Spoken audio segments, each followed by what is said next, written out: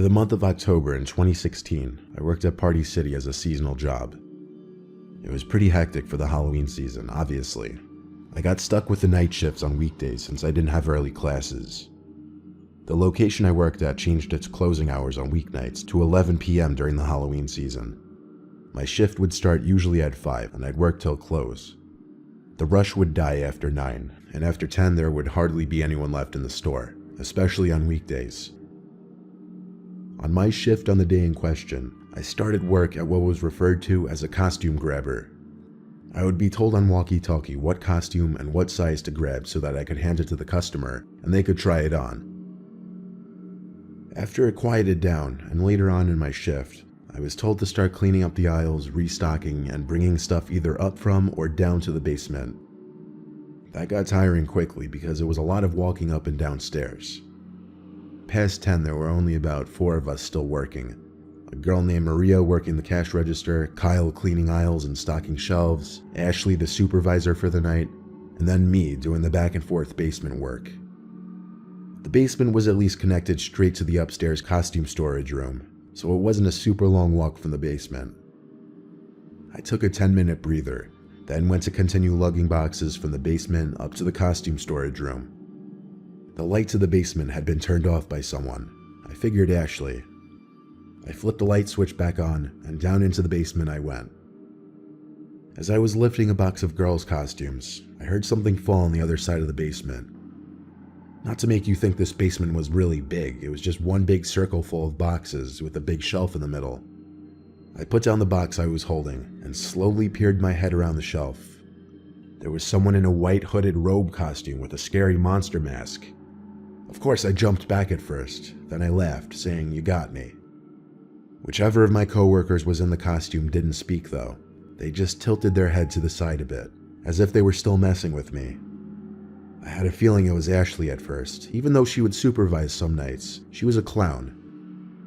But then I realized this person was way too tall to be Ashley, so it had to be Kyle. I tried approaching him to remove the mask. He just backed away from me though. Then I looked down at the boots on his shoes. The dirty, heavy work boots that I knew for a fact Kyle wasn't wearing. I started getting the shivers. I went back up the stairs without running to avoid suspicion. I shut the basement door and went straight to Ashley, who was talking to Maria by the register. I asked, "Where's Kyle?" and he literally called "What's up" from a nearby aisle. That's when panic set in. I asked if there was anyone else working that night. She said everyone went home, so I told her someone was in the basement in a costume who didn't belong there. Kyle and Ashley came with me to the basement so I could prove it to them. But like any cliche horror scenario, whoever was down there was gone. There was a back exit in the upstairs costume room for unloading truck shipments. It was possible the intruder exited through there. Ashley sped through the security footage of the past hour and didn't see anyone enter the costume room except for me. But there wasn't a camera in the basement or the actual costume room itself to check that. Part of me felt like it was a prank, and that if I went back down there, I'd find the person in the costume again. But my job was my job, and I had to get back down there to continue stocking the costume room. When I got back down there, I once again picked up the box of girl costumes I originally was trying to bring up, got it to the stairs, and stopped because I thought I may have heard the noise of a small plastic bag being slightly crumpled. Of course, I didn't want to stay down there to find out alone. I wasn't getting paid enough. My shift was almost over, so I lugged the heavy box up the stairs, dropped it in the costume room, and went back to the doorway of the basement to shut off the light. Before I did, I looked down the staircase, and at the bottom was that person in the white robe costume again, only this time minus the mask. I saw his face, his smiling face looking up at me. I slammed the door shut and ran out to Ashley and the rest, screaming for help. They came as fast as they could to the costume room, but the back exit door inside was wide open, as was the basement door. This time, for real, he was gone. The one camera on the outside delivery area didn't even catch him. I don't really know if that intruder managed to steal anything other than the costume he was wearing. For all I know, it could have been just one big Halloween prank, or he might have been in there looking to actually hurt someone. For all I knew, it was an armed robber though, and I treated the situation as though my life were in danger.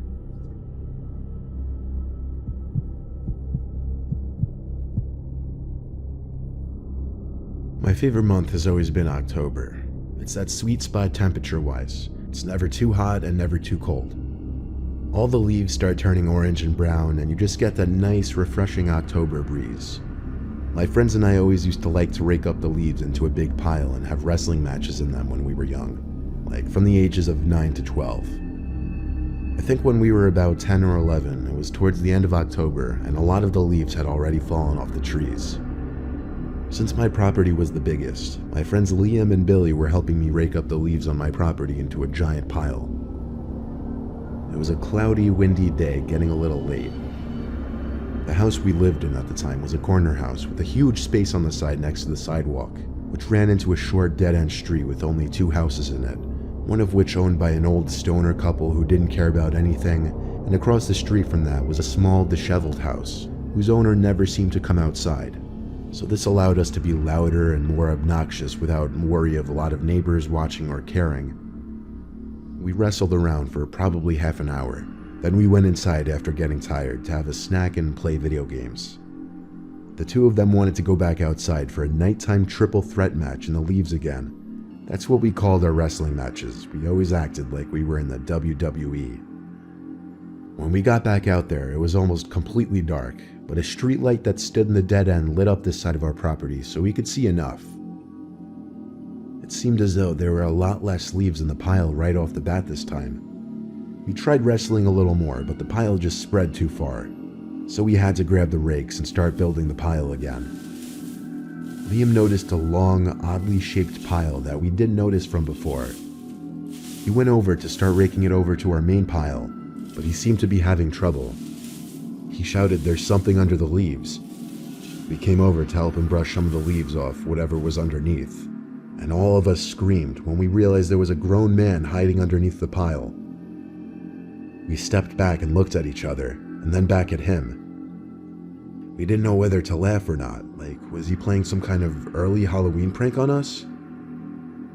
The man's face was not yet exposed. Liam and I dared Billy to go expose the man's face. He walked up to the body on the floor slowly, looked back at us, then started lightly kicking the leaves away from where the person's face would be. As he kicked, he realized the body was hollow and hard, and there was no face or head.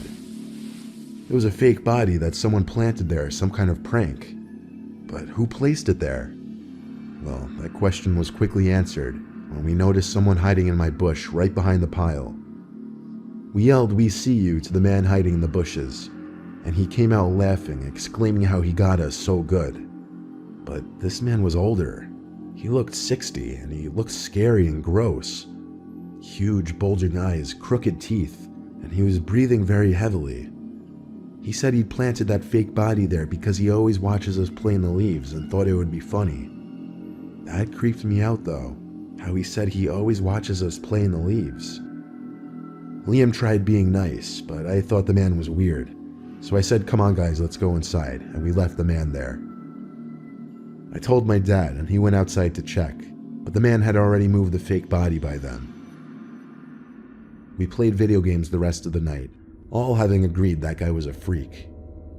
My friends eventually left, and soon after I went to my room. I had my window open as usual to get a breeze into my room.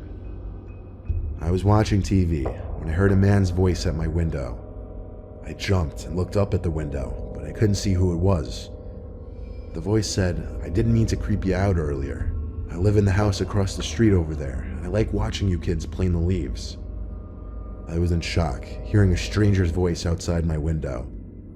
I continued looking at the window, and eventually the familiar face of that freako from earlier came into view. He reached his arm under my window and pushed it up further as he attempted to climb into my window. When he realized he couldn't fit, it seemed he started to try to reach for me. I screamed for my dad and ran upstairs to his room. I tugged him out of his bed and led him to my window. The man was already gone, but I told him he lived in the house across the street in the dead end. My dad charged over to the house with me, banged on the door, but the man didn't answer. So my dad called the cops, and when they came, He took me back to the house with the police, and this time with the police, the man opened the front door, and it was in fact the same man. I was too young to be able to tell, but the police and my dad picked up on it right away that he was on something. Likely crystal meth is what my dad says.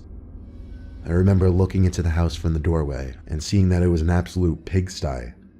Thinking back now, it would fit the description for the home of a meth head perfectly. All those years living there, we were none the wiser that there was a creepy meth head living in that disheveled house, apparently watching my friends and I as we would play.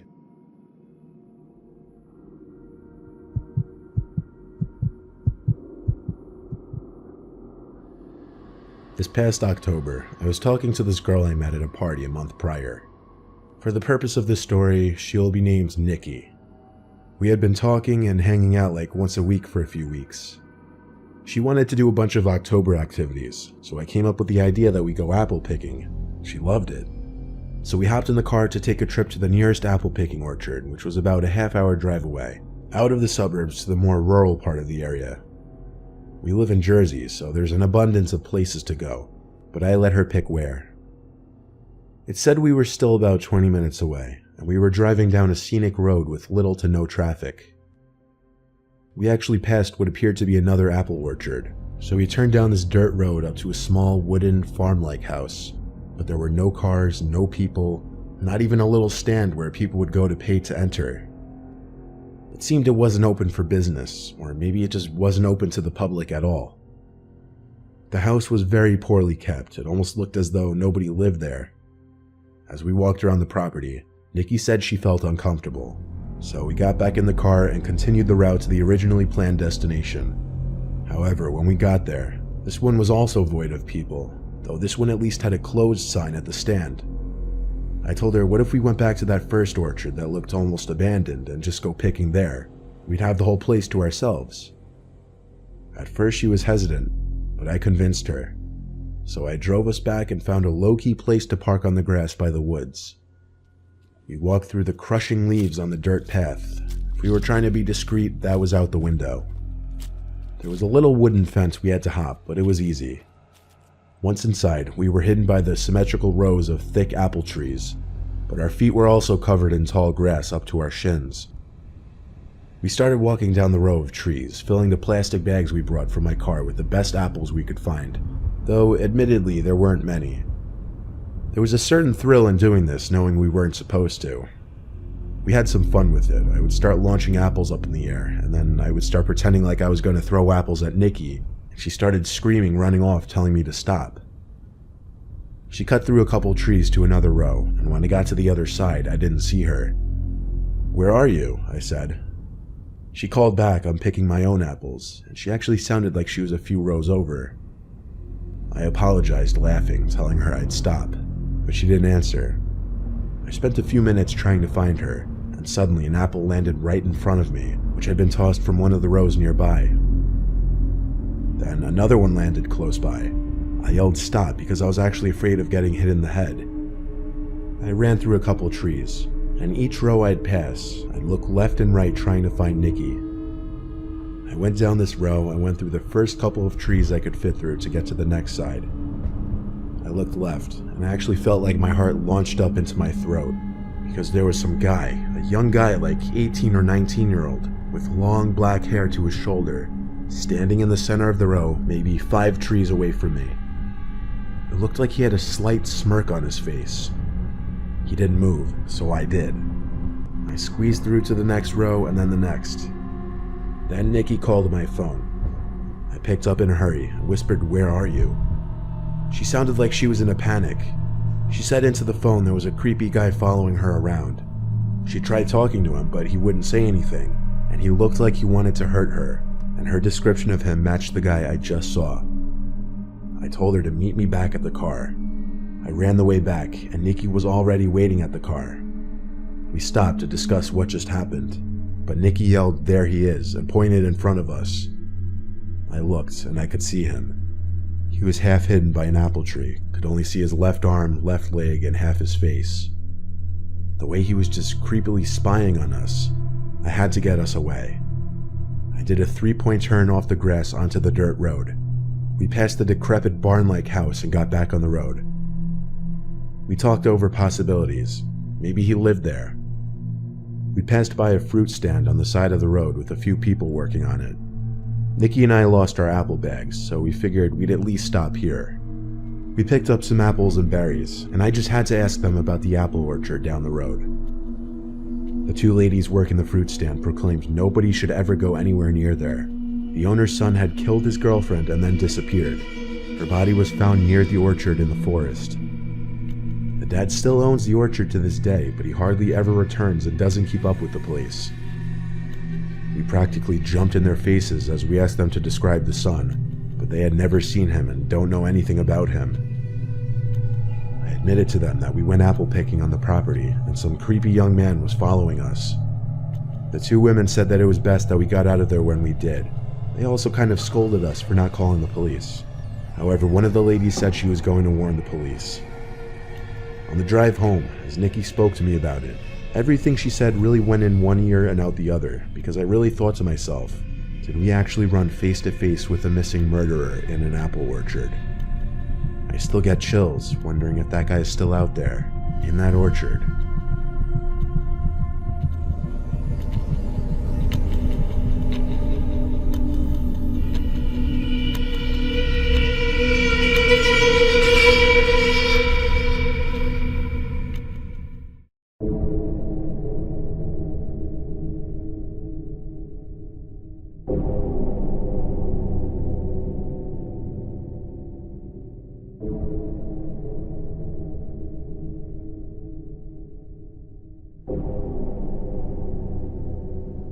When me and my troublemaking friends were 13 years old, one of the many rowdy and mischievous things we would do would be Saturday night ding-dong ditch sessions. 10 years ago, we all lived on the same block in a typical suburban neighborhood. At the time, there were a lot less houses and more woods though. I'm going to make up names for my friends for the case of this story. There was Mark, James, and Matt. Either Mark or James were usually the ones to go up to the houses and ring the bells. Matt and I, on the other hand, would usually find hiding spots right away. We hit about 5 or 6 houses. I remember all of the men who answered the doors gave pretty much the same reactions. They'd step out onto the stoop, one or two would yell something, and then they'd walk back inside. For a couple of houses, we'd ring the bell again for a better reaction. One guy yelled he was calling the cops the second time, so when he shut his door, we all booked it down the street and went to the next block over. As I mentioned, 10 years ago in this neighborhood, there were patches of wood sitting where houses sit today. On the next block over, there were a few patches of wood surrounding some of the houses, and the houses on this block seemed to be more unkempt. The first house on the block was across the street from a patch of woods, which made for a perfect hiding spot. The house was kind of run down looking, tall grass, a ratty old car with a cover on it in the driveway, and overall just a small house. Mark went up to ring the bell. He barely had time to make it across the street before the door opened. It was another man to answer the door. This guy really big, about 6 foot and stocky build. Unlike the others, he was furious immediately. He walked around his whole front yard checking the bushes, yelling threats. We all laughed as we always did. Eventually, he finally went back inside. Mark waited a few minutes, checked the windows, and then ran back up the stoop to ring the bell again. I didn't envy him with this house. I would not be bold enough to ring that man's bell again. Mark knew he probably didn't have as much time, so he ran to the side of the house and out of sight. The door opened much quicker this time, and this time the man came out with a rifle in his hand. We all looked at each other, simultaneously going, "Oh shit," under our breath. The man checked all the places he checked before, and then a few extra places this time, like behind his car, behind a couple trees, and then he walked to the center of his lawn and just stood there, as if he were thinking. He looked around, and then his head stopped as he was facing us in the woods. Me, Matt, and James looked at each other. We ducked lower in hopes that he didn't see us. After 10 seconds of staring in our direction, the man went back into his home. And then, we saw him appear at his front window, standing still like a statue, looking in our direction in the woods once again. We saw Mark creeping back over to the man's front door, but there was nothing we could do. We were too afraid to move or yell anything. Mark rang the bell once again and ran for it. The man didn't move though, at least not for another minute. Then he turned and walked away from the window. We didn't see Mark again, but we were still too nervous to move or say anything. The next thing I remember, we heard Mark's voice from across the street yelling, "Run." We didn't understand until we heard someone running up from behind us, realizing upon turning our heads that it was the man from across the street with his rifle in hand, pointed at us. We ran like little prey from a predator to Mark, who was waiting for us across the street. We ran for blocks until we were sure we lost him.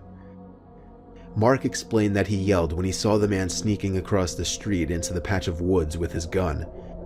We didn't report him or any of what happened. We just told a few friends and that was it. Luckily the house was many blocks from us, so we never really had to pass it again.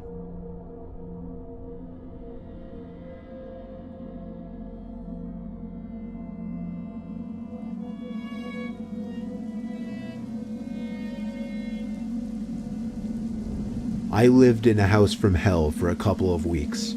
I was a college student and my parents were paying for a house for me to live in. I'm spoiled, I know. Well, the house was modest, nothing fancy or huge, and I was happy with it. Well, for the first few days anyway. Then things quickly started getting strange. On a rainy Saturday with nothing to do, I was watching TV for a few hours. That was when I heard a scrape on my living room floor. I looked around the room thinking an animal got into the house or something. I sat back down and resumed watching TV. That was the first weird occurrence. The rain continued throughout the rest of the day and into the night, which made for an excuse to not go out. I stayed in watching more TV in the living room. I perked up when I thought I heard something from the kitchen.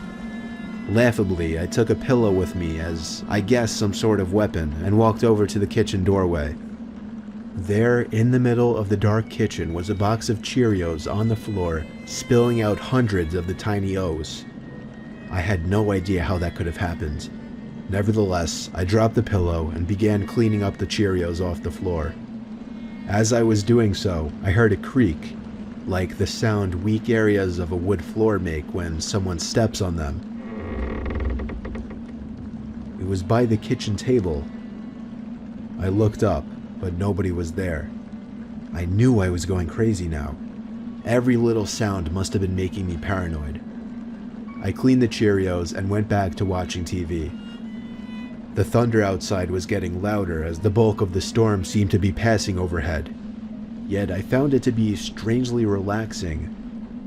That was the last thing I remember, appreciating the sound of the storm outside, before waking up from what seemed to be an hour-long doze. The TV was still on, but that wasn't what woke me. I remember believing I woke up to a bang or thud from downstairs. Regardless, I turned off the TV and marched upstairs to bed. The next day was normal, as was the day after that. It wasn't until the next gray, rainy day that strange things started happening again. I woke up in my bed that morning feeling like I had been drinking all night the night before. I felt sicker than I'd ever felt with any hangover before. I didn't do much walking around that day. The gloomy dark weather only made me more bedridden. I left the TV in my bedroom on all day just as background noise, with a garbage pail by my side in case I had to puke. At midday, I muted the TV after hearing sounds coming from above me.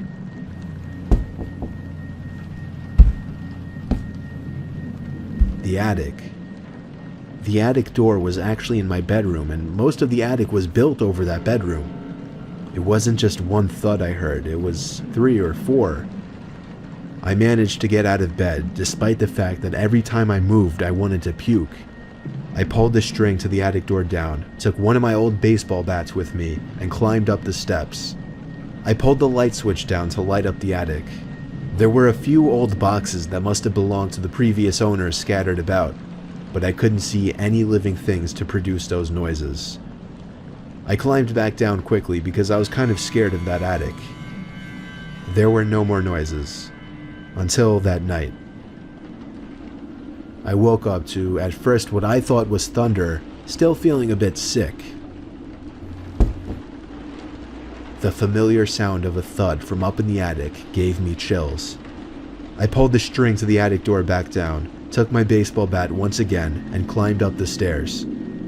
I made myself angry and screamed in the most intimidating voice I could, but before I could turn the light on, I heard the sound of a child giggling in the pitch-black attic. Words cannot describe the feeling of weightlessness, the feeling of my insides dropping inside of my body, the fear that I felt. The word fear is not enough to describe what I felt at that moment. I was out of that house so fast I don't even remember running. I called my dad in the cold rain and asked him to pick me up. I explained everything the best I could. My parents saw how emotional I was about this, and in a weird sense, I think they believed me. I packed all of my things up with my parents the next day and moved back home. To this day, I'm convinced what I experienced in that house was completely paranormal.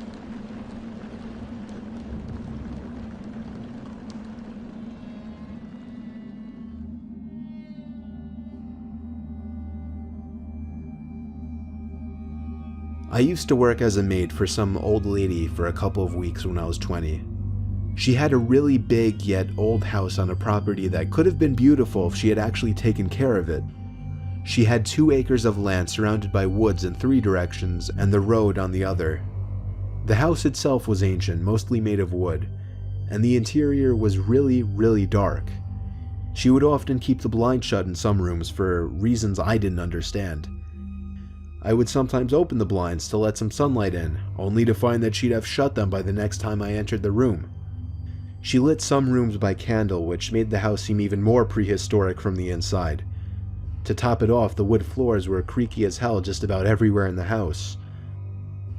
The woman's name was Mel. She was around 70 years old. The kind of work Mel would have me do would be mostly physical stuff that she couldn't do very well anymore, like sweeping, dusting, cleaning dishes, doing laundry, sorting mail, and other things of that sort. One weekend, Mel asked me to sleep there for a night or two. The house had like 4 bedrooms, yet she lived alone, so it wasn't an issue. Well, this takes place over the course of a Friday, and technically a Saturday as well. I arrived as per usual on Friday, speaking very few words to Mel. I dropped my backpack full of my clothes and cosmetics onto the bed in the bedroom that I was going to be sleeping in. As I turned to the door, I saw Mel standing by the doorway. She had a creepy way about her, and this entrance was no exception. She didn't say hello, which wasn't as weird as it sounds. She just instructed me to clean the bedroom right away. After that, she just told me to simply straighten up the whole house, and then she went upstairs. I didn't see her for the rest of the day, but I would occasionally hear her walking around upstairs in her bedroom. It was weird, she would seem to walk back and forth. There were no TVs in this house, so I didn't know what she could have been doing. One thing that I found bizarre was how protective she was of her basement. She made it clear it was completely off limits and she didn't want me going down there. Nighttime came and I went to bed early. This was before smartphones were a thing, so I didn't even know what time it was. It was probably 9 or 10 o'clock though. For the first few hours, everything was peaceful. However, I still had trouble falling asleep given that it was the most uncomfortable bed I'd ever been in. It felt like hours later that I started hearing footsteps outside my room on the creaky floors. It sounded like Mel was passing my room really slowly. Maybe she was just going to the bathroom. A few minutes later, I heard her footsteps again, but then she stopped outside my door this time. I sat up and listened. I could hear the creaking from behind the door of Mel standing there, and it was starting to creep me out. She finally walked away. I heard her go down the stairs, and then I heard a door open and close from downstairs. I had a feeling it was the basement door. It was a while later that I heard the door open and close again, and then heavy, slow footsteps coming up the creaky stairs. The footsteps once again came to my door, then stopped. I sat up once again to listen, and I could hear creaks of pressure on the floor outside the door, and then I heard the doorknob start to turn. I laid back down and pulled the sheets over me and pretended to be asleep. I heard Mel take a few steps into the room, pause, and then leave. She went back to her room and shut the door. I was a bit disturbed. This was very bizarre behavior. I waited about half an hour before deciding I had to see what was in that basement. I got out of the rickety bed, tiptoed to the door, and then tiptoed down the stairs the best I could. I opened the heavy basement door, flipped on the lights, and crept down the stairs. I made it to the bottom step and held in the urge to scream. There were 2 old wooden chairs dead center in the basement, and there were 2 of what I could only describe as decaying corpses with wigs on them sitting in them. The sight of a bug crawling on one of them made me want to puke even more. I brought myself to walk deeper into the basement, closer to the corpses. I had to make sure they were real. Both of the corpses had men's wigs on them. The bigger of the 2 also had a beret on. I don't know much about corpses or their rate of decaying, but I'd say these corpses were both almost a year old.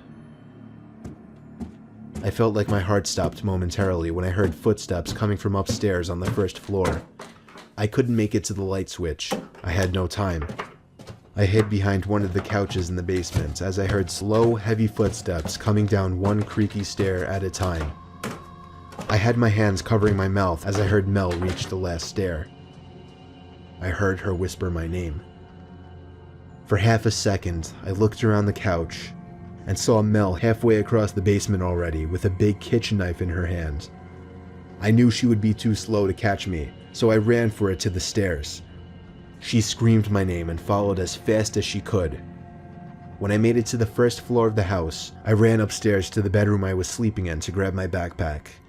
By the time I ran back downstairs, Mel was at the top basement step.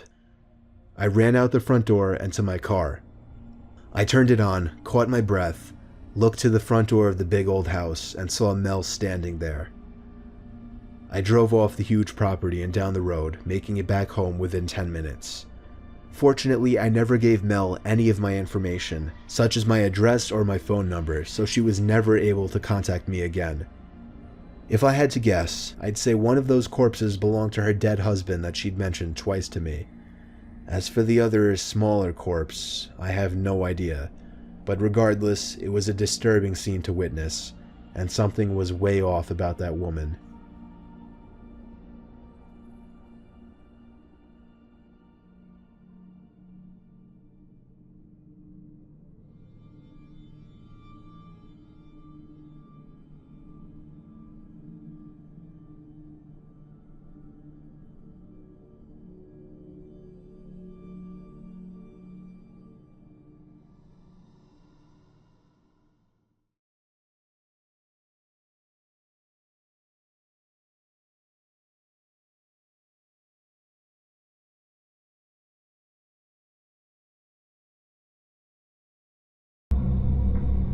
My name is Samantha. I'm 20 years old and I work at a Walmart by a small town called Jackson in Alabama. Since I don't go to school full time, my boss would oftentimes put me on an overnight shift, back when the store was open 24 hours a day. Given that it was a supercenter, there would still be a number of employees working. My shift this one particular night was 10 p.m. to 7 a.m. I was one of only a couple employees doing stock work, and there was 1 or 2 employees at registers up front. Given that our store sits in the countryside of Alabama, we didn't really get much business at these insane hours of the night. However, it was a prime restocking period. I didn't personally know the other employees working that night, but it's not like we'd run into each other in the giant store anyway. I started my night folding pants in the men's department and generally tidying up. I kept headphones in at night because usually there would be no one to tell me to take them out. The customer came to the jeans section, and at that time it was around 11:30 p.m., so it wasn't really that weird. People would still come in and close shop till usually around midnight. The customer came up to me and asked me if we had any more of the specific pants he found in a different waist size. I apologized and told him only whatever was on the rack. He thanked me and walked away. I made accidental eye contact with him as soon as he stood by the rack putting the jeans back. It was kind of awkward. He walked away and I continued with my work. Some time passed and the store started to look like a ghost town. No one to be seen as far as the eye could see. I think it was like 1 a.m. I had made my way over to the appliances section. I was doing a lot of back and forth work with boxes from the back section where we kept all the items that were yet to go out. I brought a wagon full of boxes to one of the aisles and started stocking the shelves. Because the shelves were empty though, I was able to see someone through the next aisle over, and they were watching me. Well, only up until he noticed me notice him. Then he looked away. But his eyes looked really familiar. I stepped closer to get a better view, and I realized it was the same customer from like 2 hours earlier. How in the world could he still be in the store? Without making it obvious, I took the wagon with me and passed the next aisle over just to get a look and see if the man had any items in his hands. His hands were completely empty. No way could he be shopping for 2 hours and not pick up a single thing. Something wasn't right. I quickly finished up restocking the shelf with coffee machines and other appliances, then brought the empty wagon to the back area. I chilled out in there for a while because, quite frankly, I felt like that guy might have been following or watching me longer than I realized. I played on my phone for a little while in the employee lounge. Then when I figured it was time to get back to work, I decided I would do grocery work instead, just to be in a different part of the store. I went into the dairy cooler and filled a bunch of crates with dairy products like milk and yogurts. This took a lot of time to do because I had to check the dates on the products and such. Over the loud sound of the giant refrigerators keeping the cooler cold, I heard the door to the dairy cooler burst open. There was conveniently a gap in the boxes sitting on one of the pallets that allowed me to peek through it to the door of the cooler. And I shit you not, it was that same customer. I ran to cover under one of the shelves and pushed a big box full of eggs in front of me. I didn't have to worry about making noise because the refrigerators were so loud. For anyone wondering why I decided to hide, well, I already assumed this guy was hanging around the store watching me. Seeing him in the employees only section, never mind that, coming into the dairy cooler, seemingly something bad was definitely about to go down. I hid behind that box with my head down for the longest time, expecting to hear the doors to the cooler open and close eventually. After a while of hiding and not looking, I assumed maybe he left after looking for me. I lifted my head from my arms for the first time and looked up in front of the box and screamed. He was right there, smiling at me, standing over the box. But his smile vanished as soon as I started to scream. He tried putting his hand on my lips to muffle my scream, but I didn't allow that to go any further. I pushed the box of eggs over, right into him, and the eggs falling to the floor made him step back, looking down at his shoes. I ran right past him, but he didn't grab me, so I continued to run till I found another stock worker and told him to help me. The employee's name was Bob, I remember from his name tag. Suddenly, the man from the dairy cooler came up to the two of us and apologized, explaining that he was from corporate and was coming to make sure everything was running smoothly. He said he didn't mean to scare me and was simply checking up on me in the dairy cooler to make sure I wasn't slacking off. This Bob guy seemed to believe it all, but then again, he didn't seem very smart at all. I asked the man why he put his hand on my mouth, and he said he was trying to avoid making a scene.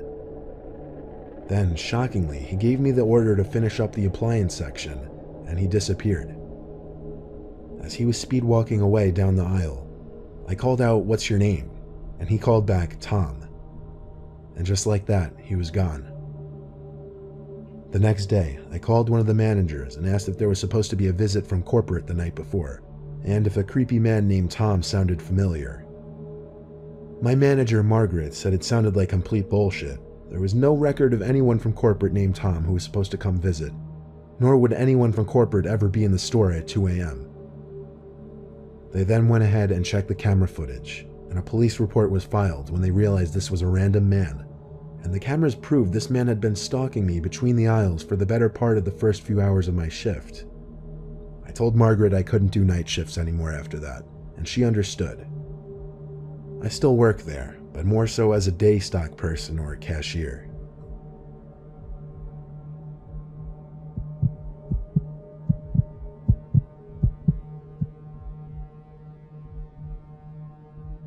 What's one place you can go to and find the weirdest, freakiest creatures in our society? I swear I've never been to a single Walmart where I didn't see at least one eye-catchingly strange human being. Strange does not even cut it for what I'm about to tell you. It was the Thursday before Black Friday. My Walmart was open extra late.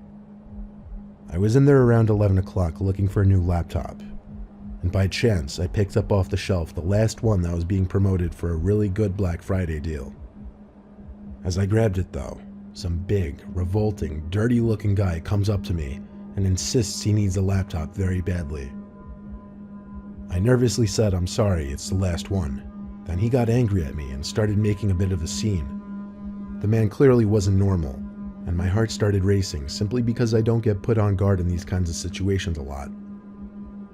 As others looked on at the commotion this big guy was making, I walked away with the laptop box quickly and went straight to a line. He kept yelling at me as I walked away. It was unbelievable. Some other customers on the line even tried to laugh with me and make me feel better, saying the guy was a nut. So I get home. My family's all asleep already. I go outside to sit in the yard by the pool and set up my new laptop. Then the light on the side of the house turned on. The one that turns on due to movement. I went to check the side of the house to make sure no one was there.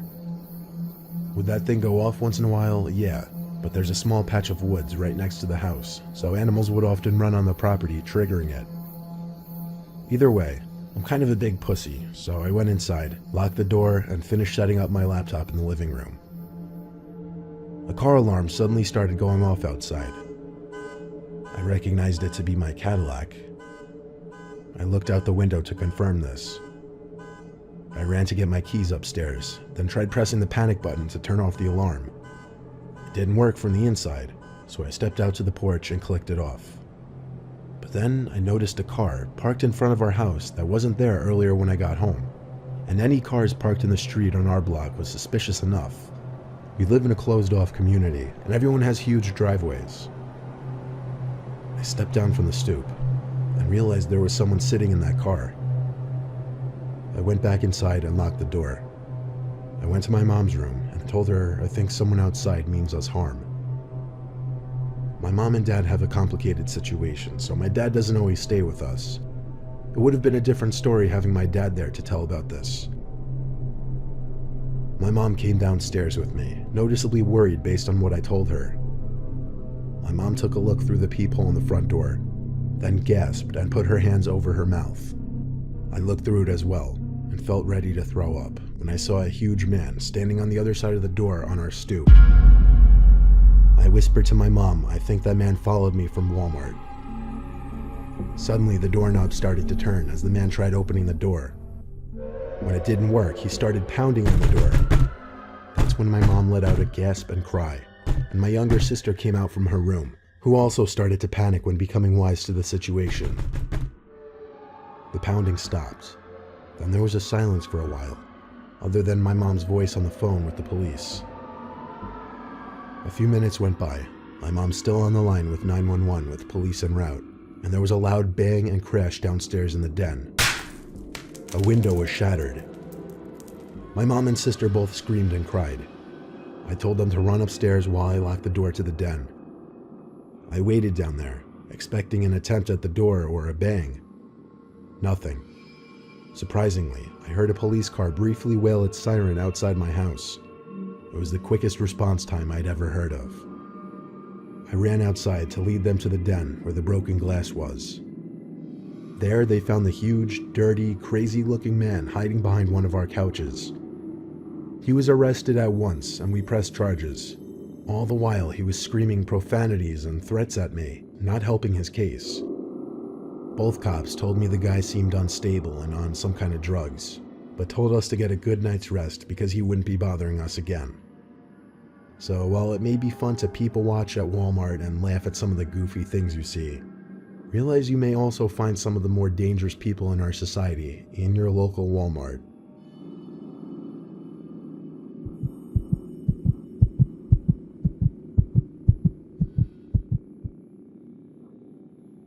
Working the night shift at Walmart as a night stock person on the weekends was my second job when I was finishing up college. I needed to pay off my loans, so I had to make money however possible.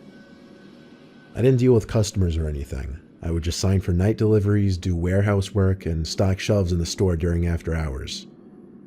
The typical shift would usually be either 11 to 7 or 12 to 7. On July 9th, 2015, a Thursday night, I still have it locked into my brain. I was midway through my shift in the electronics department when I saw in the corner of my eye someone walk past the aisle I was working in. This wouldn't usually catch my attention if it weren't for the fact that there were only 2 other workers in the building with me that night, Alvin and Baco. They were both wearing the same staff shirts I was wearing. I would know because we all clocked in at the same time. The person I saw in the corner of my eye was wearing all black, so I naturally walked to the end of the aisle and did a little peep around the shelf. No one was there. I yelled both Alvin and Baco's names, so when they didn't answer, it made it even stranger. But regardless, I went back to work. I was holding in a pee for a while, and I told myself I'd go when I finished work in that aisle. Seconds later, there was a huge crash a few aisles down. It actually startled me. I ran over to see what it was, and a bicycle was somehow knocked off its hook. The hook was still fine and in place. It seemed like someone would have had to put effort into knocking this down. I hung it back up and started walking around the aisles, suspicious as hell. I got to the last aisle towards the back of the store, which was the paper and cleaning aisle. Then there was this freaky-ass sound that I could best describe as a laugh. It sounded like it came from literally the next aisle over. So once again, I did a short run back to that aisle and felt my heart drop when I saw a man dressed in all black, waiting by the end of the aisle with his back facing me, but his head turned so that all I saw was only half his face. Then he suddenly ran, not towards me, but down some other aisle. I heard his footsteps running around. I was faced with a choice of chasing after him or going to find my 2 co-workers, and I chose the latter.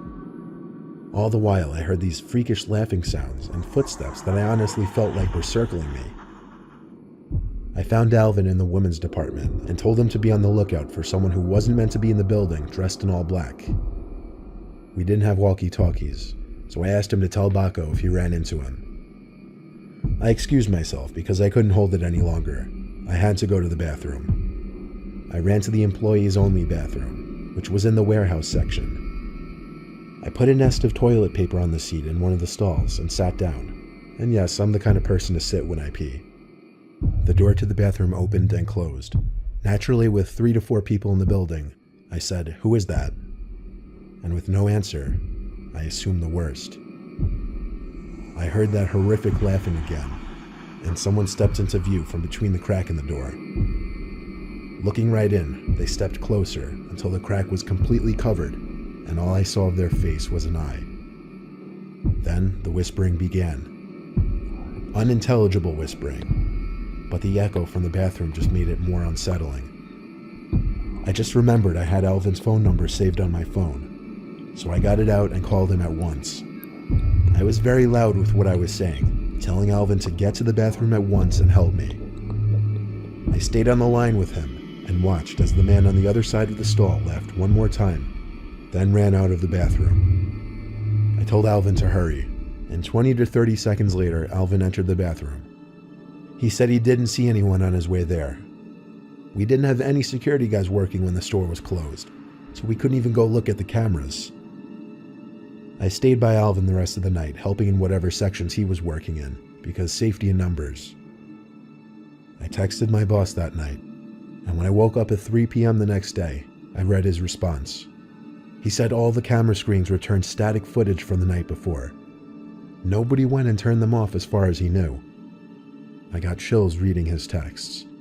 He believed my story and assumed it was related to the cameras, but with no video proof of a breaking and entering or trespassing, I don't think there was anything he could do. It was all above my pay grade, though. That was the only night shift I've ever had where something truly unexplainable happened.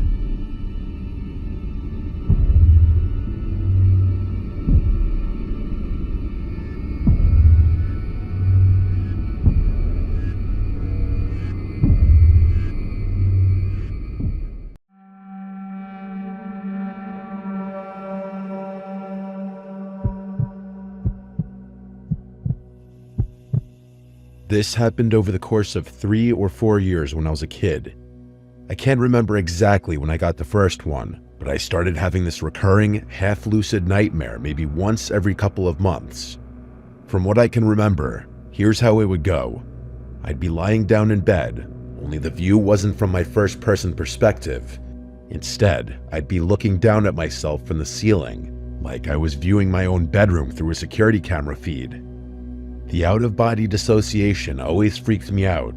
I'd try to float or swim towards my body, but I was never able to move beyond swiveling my head to look around the room. I was half lucid, so I knew it was a dream, but that didn't make me any less scared. After calming myself down, I'd start noticing strange things about my bedroom. For one, the digital clock on my nightstand would always be counting in reverse. That was typically the first strange detail I'd notice. And once I noticed that, I'd start seeing other weird stuff. There were these drawings taped to random spots on the walls and dresser, like crayon drawings you'd expect from a kid my age, but I had no memory of ever making them. I wasn't the type of kid who ever drew much, so it wasn't like I had just forgotten about them. They always showed the same thing, a row of people holding hands, all smiling, with one smaller figure who I can only imagine was me. They were always standing in front of a house with a blue roof, but I can't remember much more about the drawings than that. The other detail about the dreams that still sticks out to me is an old toy train of mine that was always sitting in a different spot on my bedroom floor, which was significant because I had lost that particular toy years prior. Anyway, after analyzing my room for a bit, I'd get this unexplainable urge to look out my bedroom window. I'd glance over, and as if it were on cue, a man would appear just a few inches from the glass. He had short gray hair and what looked like a cut on his left temple. That's honestly all I can remember about his face.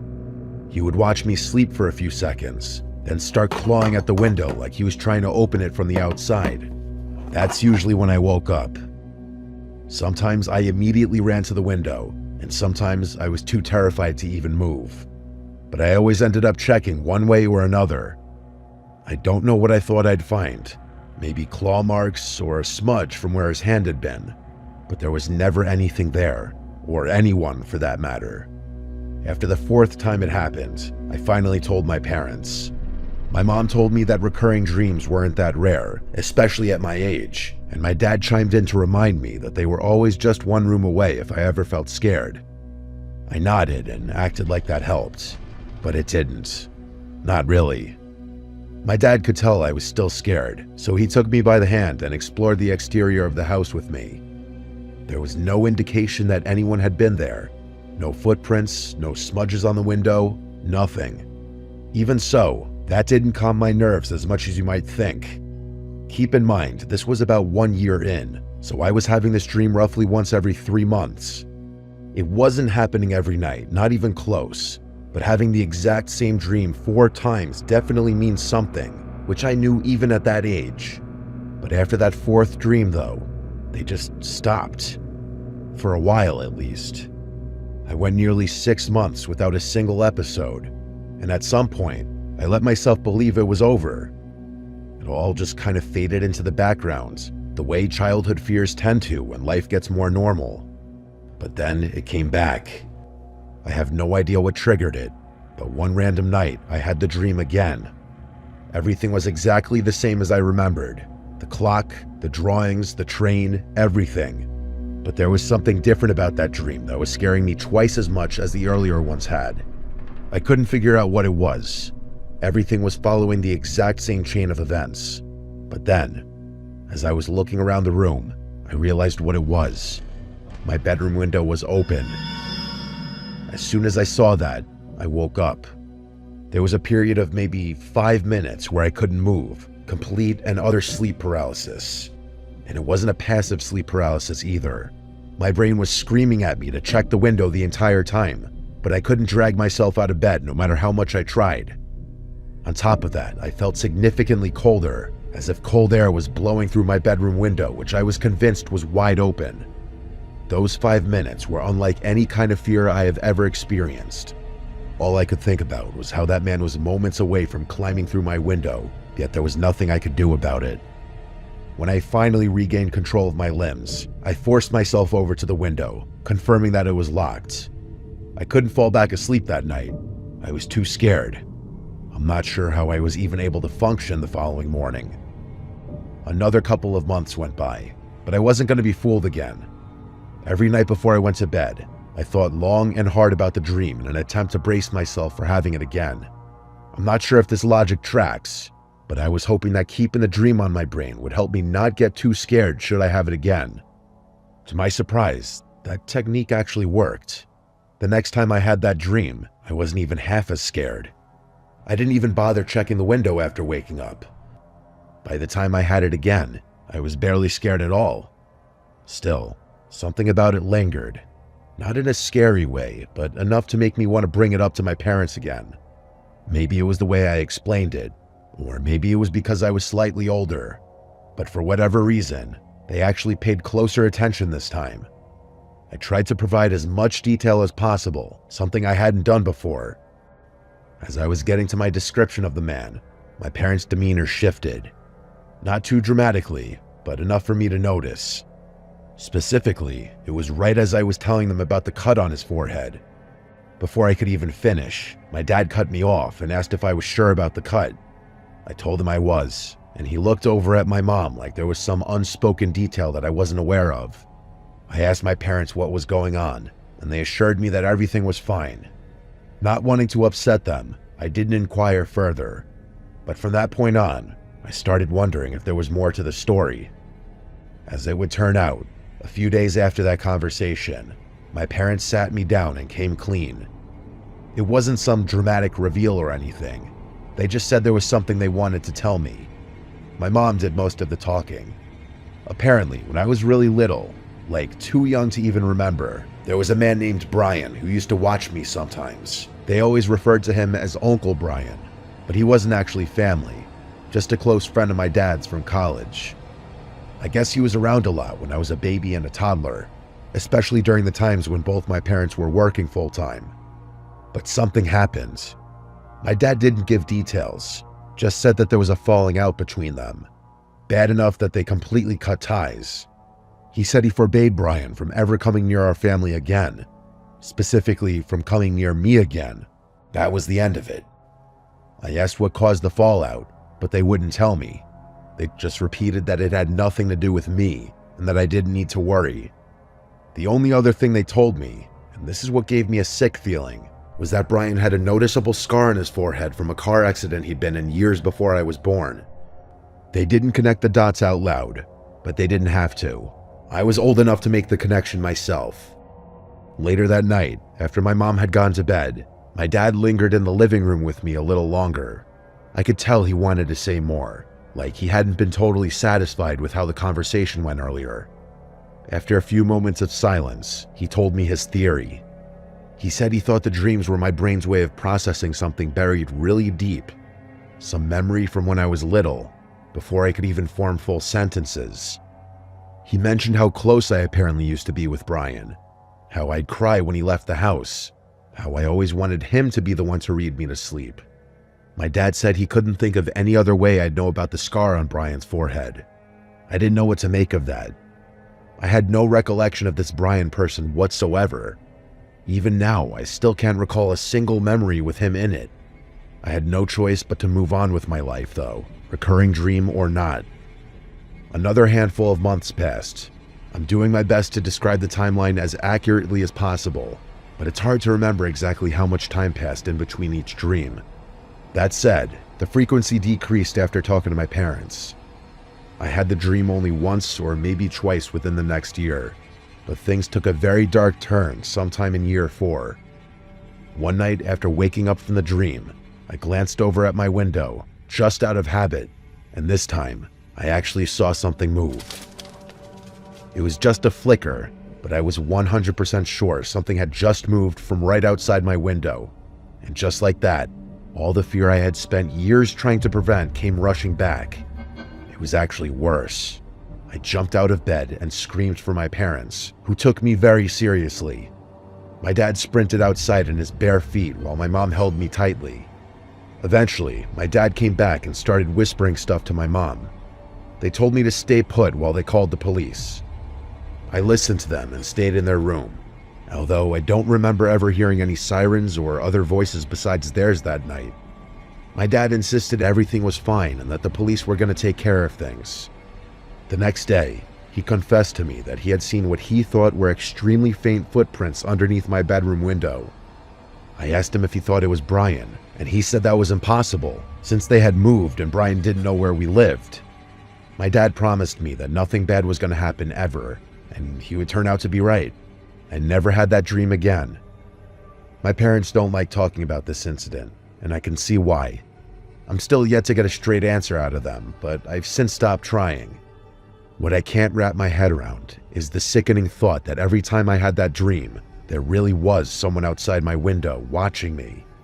Was it really plausible that someone had been periodically stalking me for 4 years? It doesn't track, and I can't decide what's scarier. If it really was Brian watching me, or just some complete stranger that my brain associated with him for whatever reason.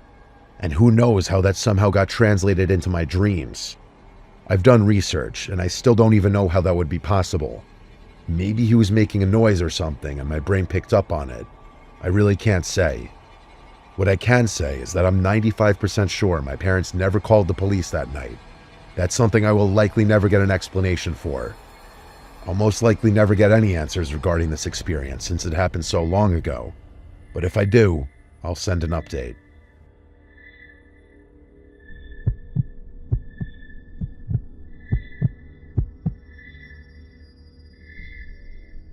I'm going to keep this as short as possible. Most nights I fall asleep to some form of sound. It's the best way I know how to knock out quickly.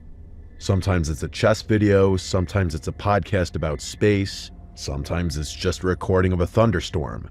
You get the idea. I'm a very active dreamer, so whatever I fall asleep to usually gets translated directly into my dreams in some form. For example, if I fall asleep to a soccer compilation, then it's likely I'll have a dream about playing soccer. Part of the reason this is so clutch is because I had a ton of nightmares growing up, and this technique prevents them.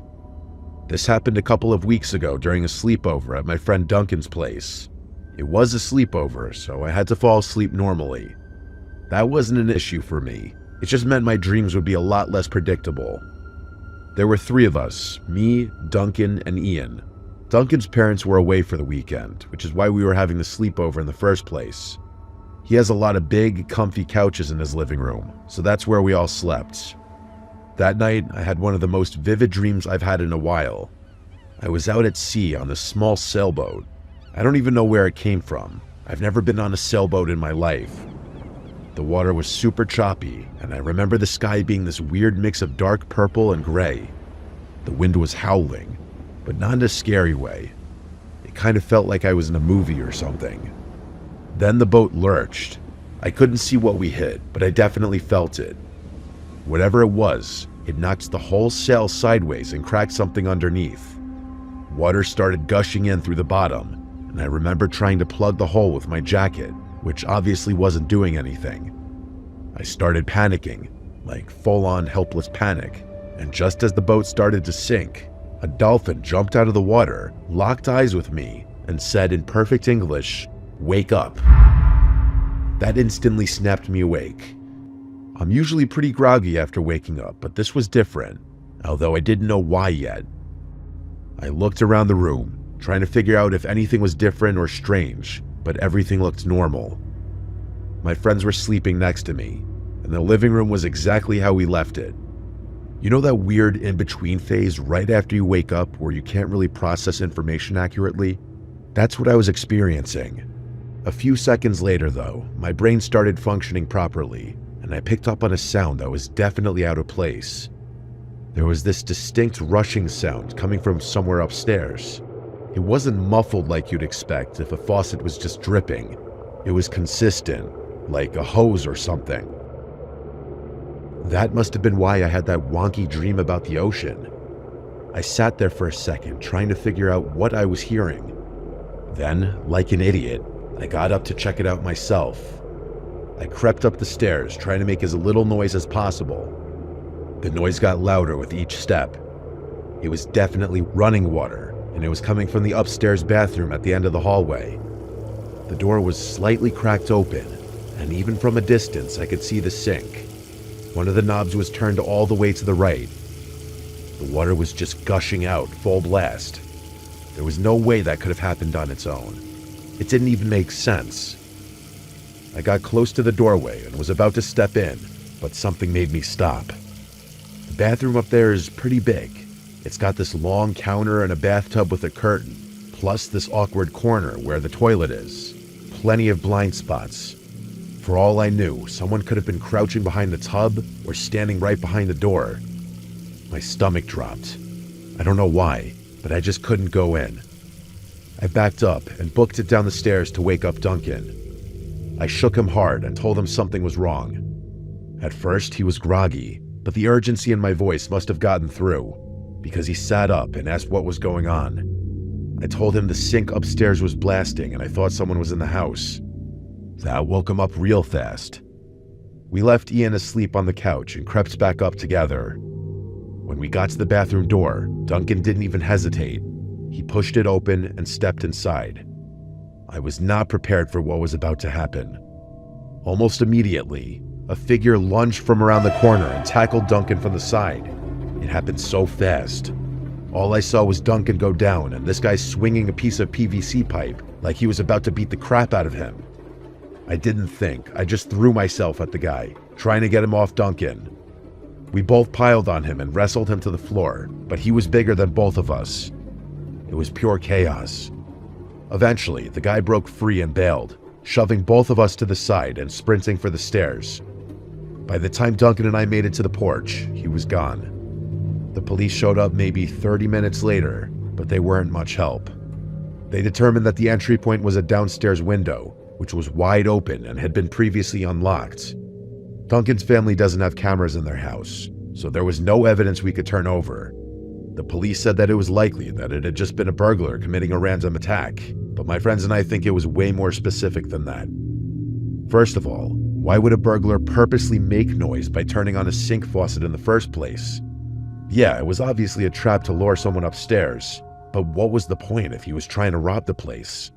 This makes me think he had a more sinister intention, one I can't fully explain. Duncan is convinced that whoever broke in knew his parents were out of town and had expected only one person to be there that night, him. If that's true, then I can only imagine that whoever had broken in intended on seriously injuring or killing Duncan. I don't even like to think about what would have happened had I gone in that upstairs bathroom by myself.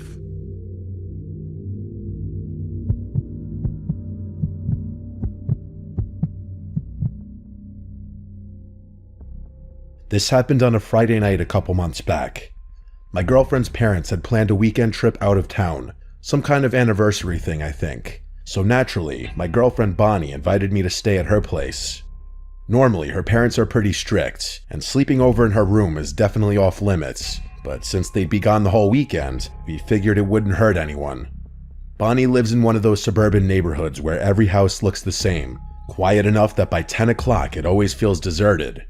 Honestly, that place creeps me out a little whenever I leave late at night, so I was relieved at the thought of just staying put for once. I showed up around 8, brought snacks, and we watched a movie. The usual stuff. Bonnie's room is on the second floor facing the backyard, and from her window, you can just barely see into the dense line of trees that borders their property. They don't have much exterior lighting, so at night it's pitch black out there, like looking straight into a void. Bonnie has a queen-size bed, so we both had plenty of space, enough that we could stretch comfortably without crowding each other. I'll skip the rest of the irrelevant stuff. We eventually turned off the TV around midnight and drifted off. I don't remember falling asleep, but I vividly remember the unsettling dream that followed.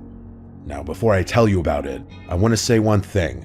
I've only had a false awakening dream a couple of times in my life before. This night was one of them. For anyone who's never had one, it's a really strange and almost transcendent experience. Dreams like the one I'm about to describe are actually the main reason I believe there are things in this world beyond those that we can see. In the dream, I woke up abruptly to the unmistakable sound of a door slamming shut somewhere downstairs. Before I could even process it, rapid footsteps started racing up the stairs. Without hesitation, I shot up in the bed with the intention of intercepting whoever had broken in. but something stopped me. Bonnie's room looked identical to how it had looked when we went to sleep. Every detail exactly as it should have been, except for one thing that I could still picture in my mind's eye even now. A thin yellow glow spilling into the bedroom from the crack beneath the bedroom door. It was just a sliver of light, but for some reason, I couldn't tear my eyes away from it. All my confidence was gone. My vision began tunneling into this little bar of light as everything else started fading to black. The footsteps made it up the stairs and started storming towards the door, but I couldn't do anything about it. I was frozen. And then, silence. I was still fixated on the light below the door when the voices started. At first, it was just one voice, a woman's voice, saying all sorts of nasty things about me. Insults about my appearance, my outlook on life, my future, but then things started getting more personal. It knew things about me, deeply personal things I'd never shared with anyone, not even Bonnie. It started reciting events from my past, things I had said, things I had done, things no stranger would know, things no stranger could know. One voice became two became three, and before I knew it, there were 100 voices tormenting me with my darkest, most repressed secrets. It genuinely felt like the darkest pieces of my brain were being dragged out of my head and thrown under a microscope. I couldn't take it anymore. I threw off the covers, bolted across the room, and swung open the bedroom door, ready to confront whoever was harassing me. But the instant the door opened, every light in the house snapped off, and I was plunged into pure darkness. The voices stopped, and the air turned ice cold, sharp enough to sting my skin, and for a split second, it felt like I'd stepped into another world entirely. I stumbled backwards in a disoriented haze until I found the bed, then scrambled under the covers like I was 6 years old again. And then I woke up. Only I was still dreaming at that point. I just didn't know it. I sat up slowly, obviously still scared, but trying to reassure myself that the nightmare was over. But to my horror, when I looked at the bedroom door, I saw that same beam of light pouring into the room.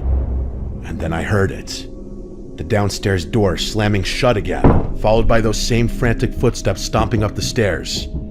The entire sequence replayed itself with agonizing precision. The footsteps stopping at the door, the voices, the secrets, the whole thing. I couldn't help myself. I again ran towards the door and threw it open, only to experience that same cold darkness as before.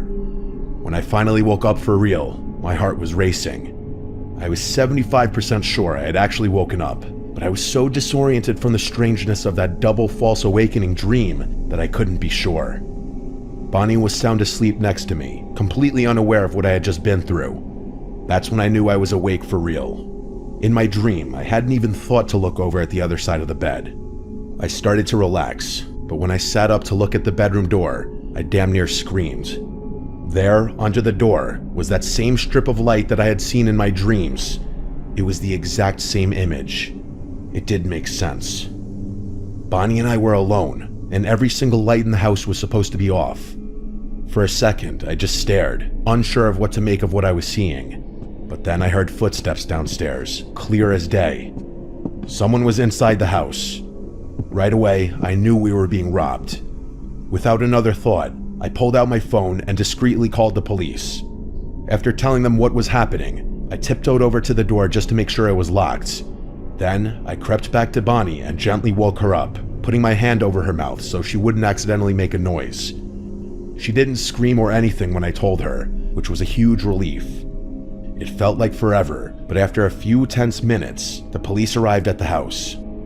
Things got loud downstairs. The police actually kicked in the front door, and there was a bunch of shouting. When I felt like it was safe to do so, I went downstairs just in time to see two masked men being ushered into a police car in cuffs.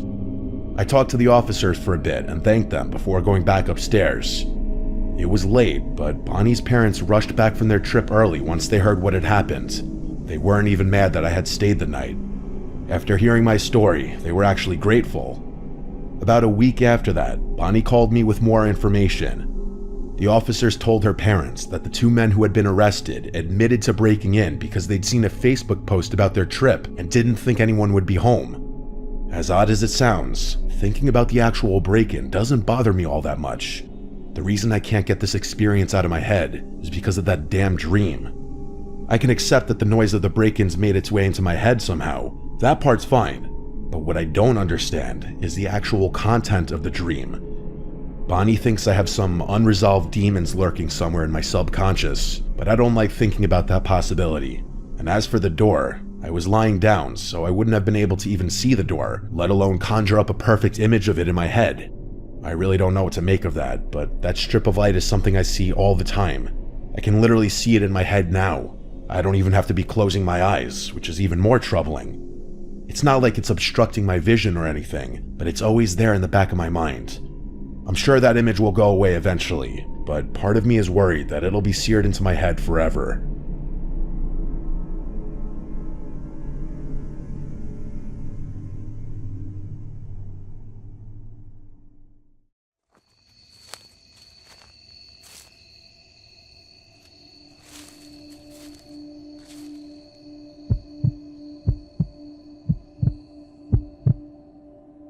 This happened last October, close to Halloween. My parents and brother were making the trip from Florida to Tennessee to help my grandmother move into our house, and they wouldn't be back for a few days. Naturally, I thought it would be nice to have the house to myself for a couple days instead of traveling for hours in a car. On the second night of enjoying the alone time in my house, my heart dropped when I heard almost what sounded like a hand slap against my bedroom window. My house is one story in a rural area with few neighbors. After ruling out any animals or natural ways this could have happened, I decided to take a look for myself, so I moved the blinds to see if I could get a look at anyone running, hoping it was just a prank. I was almost annoyed to see no one, but what happened next made the situation go from confusing to frightening. When I started to hear the doorknob to the door being forcefully shaken and twisted, causing almost a bang at the door, and because of this, my dog started barking loudly, increasing my adrenaline in the situation.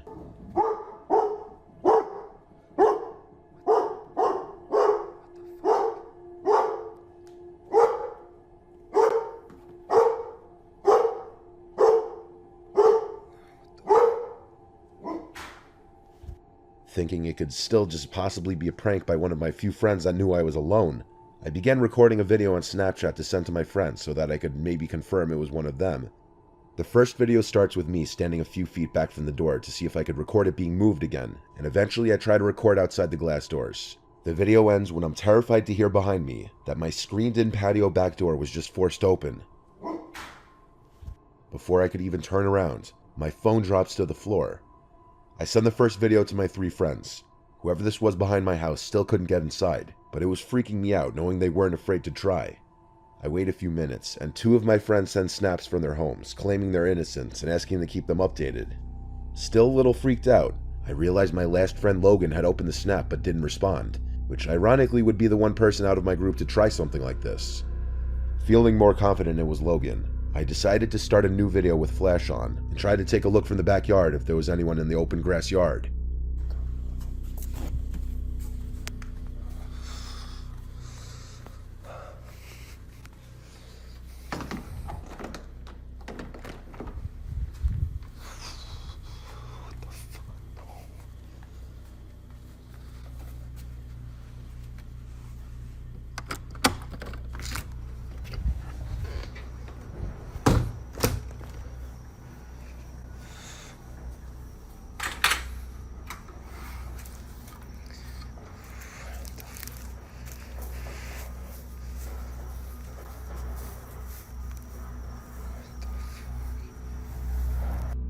After making sure the front door was locked, I walked out hoping Logan would pop out to try and scare me. I checked behind some bushes and scrap wood on the side of my house, but instead I was greeted with just darkness and quiet. Only after 15 seconds of walking outside, I was immediately uncomfortable with the situation I was putting myself in. My fears got the better of me, and I decided to just go back inside. I stopped the video and returned to my living room. Logan finally responds to my snap, causing my breathing to halt when I see a picture of him in bed with his girlfriend saying, "What the fuck, bro, call the cops." I immediately call 911 and make sure no windows or doors could be unlocked. I was advised to keep all doors locked and to call back if I hear any more forceful entry noises. It was only days later that I would re-watch the saved videos to find a creepy black figure watching me behind my tool shed while I searched behind the scrap wood and bushes, almost looking like they were deciding to attack me or not.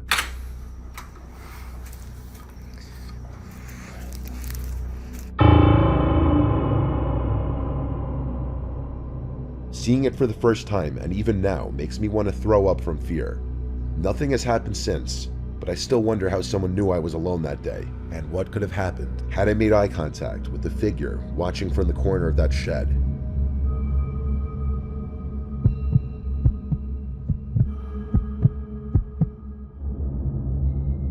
I'm a 17-year-old boy living in a small neighborhood in the Midwest of the United States. The neighborhood I live in is a tight-knit community, one where everyone knows each other and is usually friendly towards one another. My street is a small cul-de-sac with 3 houses on each side and 1 at the end. The cul-de-sac itself rests on a small hill. At the bottom is a lake surrounded by forest and other houses. It's not a very dense forest, but it's far away from any densely populated city, and it gets very quiet at night, with the exception of some dogs barking, a late-night driver, and on rare occurrences, you can hear a coyote in the distance. One night at around 2 a.m., both my mother and older brother, whom I live with, were off in their respective rooms, either sleeping or just keeping to themselves. I too was about to go to sleep, and at the time was just resting and watching a YouTube video in bed. A few videos in, I heard a strange sound coming from across my room. It was a sort of soft thud, as if someone had lightly tapped the wall across from my bed. I wasn't alarmed when I first heard it, figuring it was my cat Spot coming to sleep at the foot of my bed. I sat up to see what he was doing, but he was nowhere to be found. In fact, there was nothing in my room that was out of place or that could even make such a noise. However, I didn't hear the noise again, so I went back to YouTube, and after a while, completely forgot that it even happened. That was until I heard another noise. But unfortunately for me, this noise was not a quiet thud or tapping sound. It was much more unsettling. Coming from outside, in the direction of the lake, I heard loud screeching sounds. I thought it might have been some kind of animal, but it sounded eerily similar to a child crying, or maybe even screaming. I opened my window to get a better listen to what I was hearing, and took a recording to show my friend. By this point, I was starting to get a bit freaked out, so I went to my brother's room to see if he heard it too. I was hoping that maybe it was all in my head, and that I was just tired. But no, he heard it too. The friend I sent the recording to agreed it was creepy, and sounded like either an animal in pain or a crying kid. The more I thought about it, the creepier it became. If it was an animal in pain, why haven't I ever heard a sound even remotely similar to this in the many years I've lived in this house?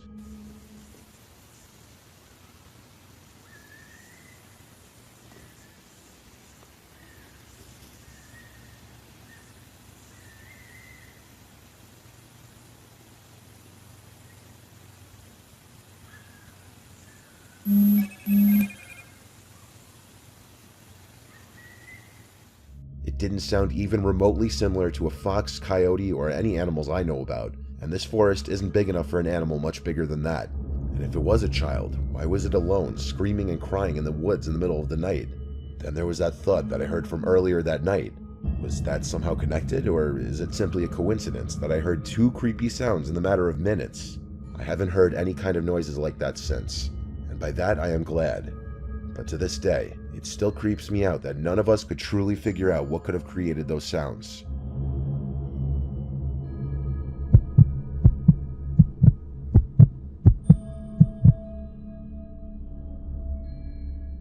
I live in an apartment in a 2-family house. I'm on the lower level. The owner of the house, Rob, lives upstairs sometimes, but he has multiple houses, so he's not really here that often. Rob and I are pretty much friends by this point, so he tells me when he's going to be gone for extended periods of time. During the time of this story, Rob had told me he'd be gone for 2 weeks out of state. He told me this so that I would know that I could put both my cars in the driveway. I spend a lot of my nights in the living room reading. My level of the house has access to the back door and the deck outside, so you can probably guess where this story's going. I was reading my book on the couch in the living room by the lamp. Complete silence in the room aside from the night crickets outside. Just the way I liked it. When bang. There was quite literally a bang on the glass of the sliding back door. I obviously jumped out of my skin. That door led to the backyard. Nobody should ever be back there knocking on it. I wondered if maybe Rob had returned early, but that didn't seem likely. It was just one distinct bang though. It could have been a fox or possum running into it by accident. Still, I got up to go check it out. I moved the sliding blind out of the way of the door and turned on the deck light. The deck was clear though, as I thought it would be. I live in the calmest town ever anyway. Break-ins are never heard of here. I closed the blind on the door again though, just because I do get a little uncomfortable with the idea in the back of my head that someone's outside in the dark just watching me. I think that's a pretty normal feeling. A while passed because I finished a whole nother chapter in my book, when it happened again. This time though, it wasn't just a singular bang. It was a bunch of deliberate knocks or bangs on the glass. It had to be a person. It went on for a bit. So I turned off the lamp, and this is where I picked up my phone and started recording.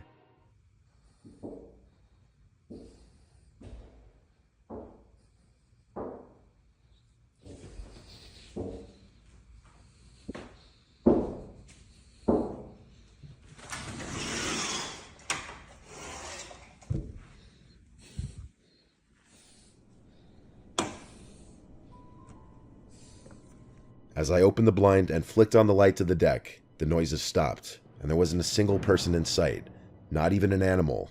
I looked over the edge of the deck to see if maybe someone jumped over the railing. Nope, nothing. I didn't stay outside for long. I couldn't lock that door quick enough when I went back inside. By this point, I just went to my bedroom and shut the door and laid in my bed.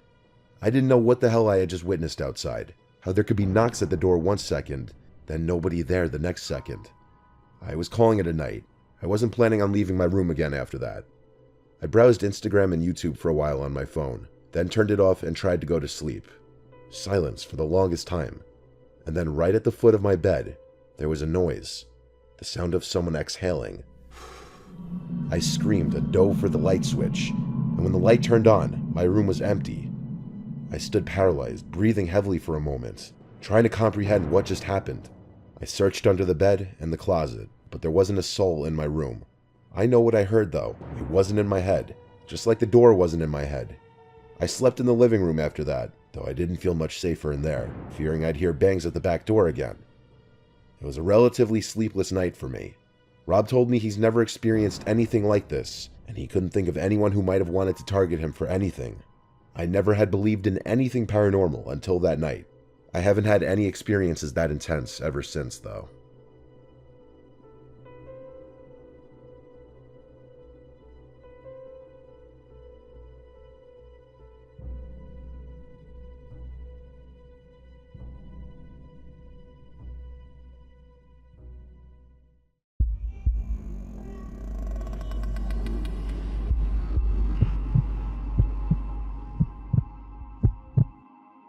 For a while, I was talking to this girl named Tori, and I really liked her a lot. Things didn't really work out in the end, but while we were talking, we'd talk like every night. Over the phone usually, sometimes FaceTime. This was last July. We were in the middle of an extreme heat wave. I was playing FIFA with my friend Carl when my phone started ringing. It was Tori, almost right on time. I had come to expect a call from her every night around 9. So I told Carl that we'd play the second half later, and to keep his console on, I picked up the phone and started chatting with Tori. She lives 20 minutes away from me, and it was a work night, so when she asked me to come over, I told her I wish I could, but I'd be down tomorrow. She told me how her parents had been gone all day, and she didn't know where they were. Her parents were an interesting couple. They weren't neglectful or anything, but they were very unconcerned. Like, they'd let Tori do whatever she wanted, basically, and not really ask her where she was or what she was doing. Plus, they themselves would go out 3 nights a week to eat or hit bars or comedy clubs or whatever, and it wasn't uncommon that they'd be gone multiple nights in a row. This was one of those nights. We were just BSing over the phone, talking about how neither of us wanted to go to school or work the next day, and a bunch of other boring stuff. Then she said she was going to go cook some pasta and she'd call me when she's done. So during that time, I told Carl to hop back on FIFA and we resumed our game. By the time the game was over, I was expecting Tori to call back at any moment. She didn't though. Not for a while at least. I tried FaceTiming her after a while, and the first call didn't go through, so after 5 minutes I tried again and she picked up. She was in her living room walking upstairs. As she picked up, she said she was confused, and I asked why. She said because the front door was open as she went down to the kitchen to make pasta, but her dad's car wasn't in the driveway, so her parents weren't back yet. She kept acting all worried and scared, joking that someone's in her house and gonna kill her. I would laugh and mess with her, saying you're probably right, and she'd playfully tell me to stop. She got back to her room and was laying in her bed, and about a minute later, she remembered she left the pasta boiling for too long and she ran downstairs to the kitchen, leaving her phone behind. Her phone was left with the screen down and the camera facing the ceiling, so all I saw on the screen was her white ceiling and the colorful moving shapes and patterns from her little light projector. Then I heard Tori yelling angrily from downstairs, probably about her overcooked pasta. But along with that, there was a noise that seemed to come from inside of her room. I kept looking at the screen, curious now. My curiosity turned to horror when I saw a man's face appear in frame. But just for a second, and only like half his face. He looked directly at the camera. I felt as though I made eye contact with him for a second. Then he disappeared again. I didn't know what to do. I didn't know her house phone number, and I couldn't scream for her to run. But with my TV in the background playing the FIFA main menu screen music, he surely knew someone was on the line with her. I was panicking, so without hanging up, I ran to get my house phone and called 911, telling them to get to Tori's address immediately because of a break-in, and that I couldn't talk long given the situation. I brought the phone to my room with me without hanging up and picked up my iPhone again. It was around the same time Tori came rushing back into her room with a bowl of pasta steaming hot. She was still talking in her calm, sweet, innocent voice, apologizing for being gone too long. I didn't know what to do. That man might have been in her room, in her closet, under her bed. I wanted to warn her, but I couldn't without the chance of her being attacked. I tried to stall until the police got there, and I had the police still on the phone, listening to my FaceTime call. I heard the 911 operator tell me to somehow get Tori to go outside. I was tasked with a seemingly impossible task without making it obvious. I knew if I tried to warn her in any way, she'd freak out and make it obvious. So I told her calmly, "Go outside, Carl's outside in his car, he has your backpack." For the record, she left her backpack at my house, and I was pretending Carl was dropping it off. This worked. She got up, albeit slightly confused as to why he was dropping it off, but she put on her slides and went outside. This was when I yelled at her to run next door to her neighbors now, and that someone was in her house. She immediately freaked out and started crying, understandably. She pounded on her neighbor's door, who thank God answered quickly. I drove over there right away after that, and by then police were there and inside the house. Unfortunately, this story didn't have a totally happy ending. That intruder made his escape before police got there, likely wise to the fact that police were coming. We locked all her doors before going to sleep at my place that night. A month later, we stopped talking, because she found a better guy, I guess.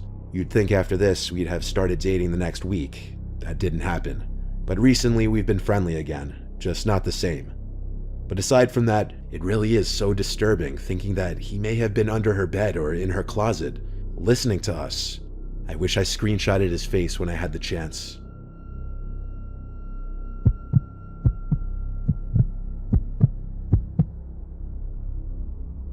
My best friend Casey and I usually go out together on the weekends. We're kind of inseparable most of the time, but there was this one weekend that I had COVID, and so I couldn't go out with her.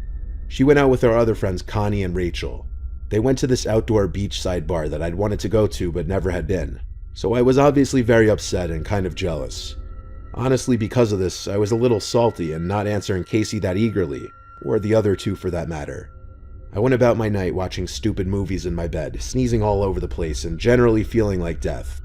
Eventually I picked up my phone and realized Connie and Rachel had blown up the group chat, asking Casey where she was, and then asking me if Casey had texted me at all. I went to check my text from Casey, but she hadn't sent anything besides her last text that I ignored, so I sent a "Hey, you okay?" and it delivered.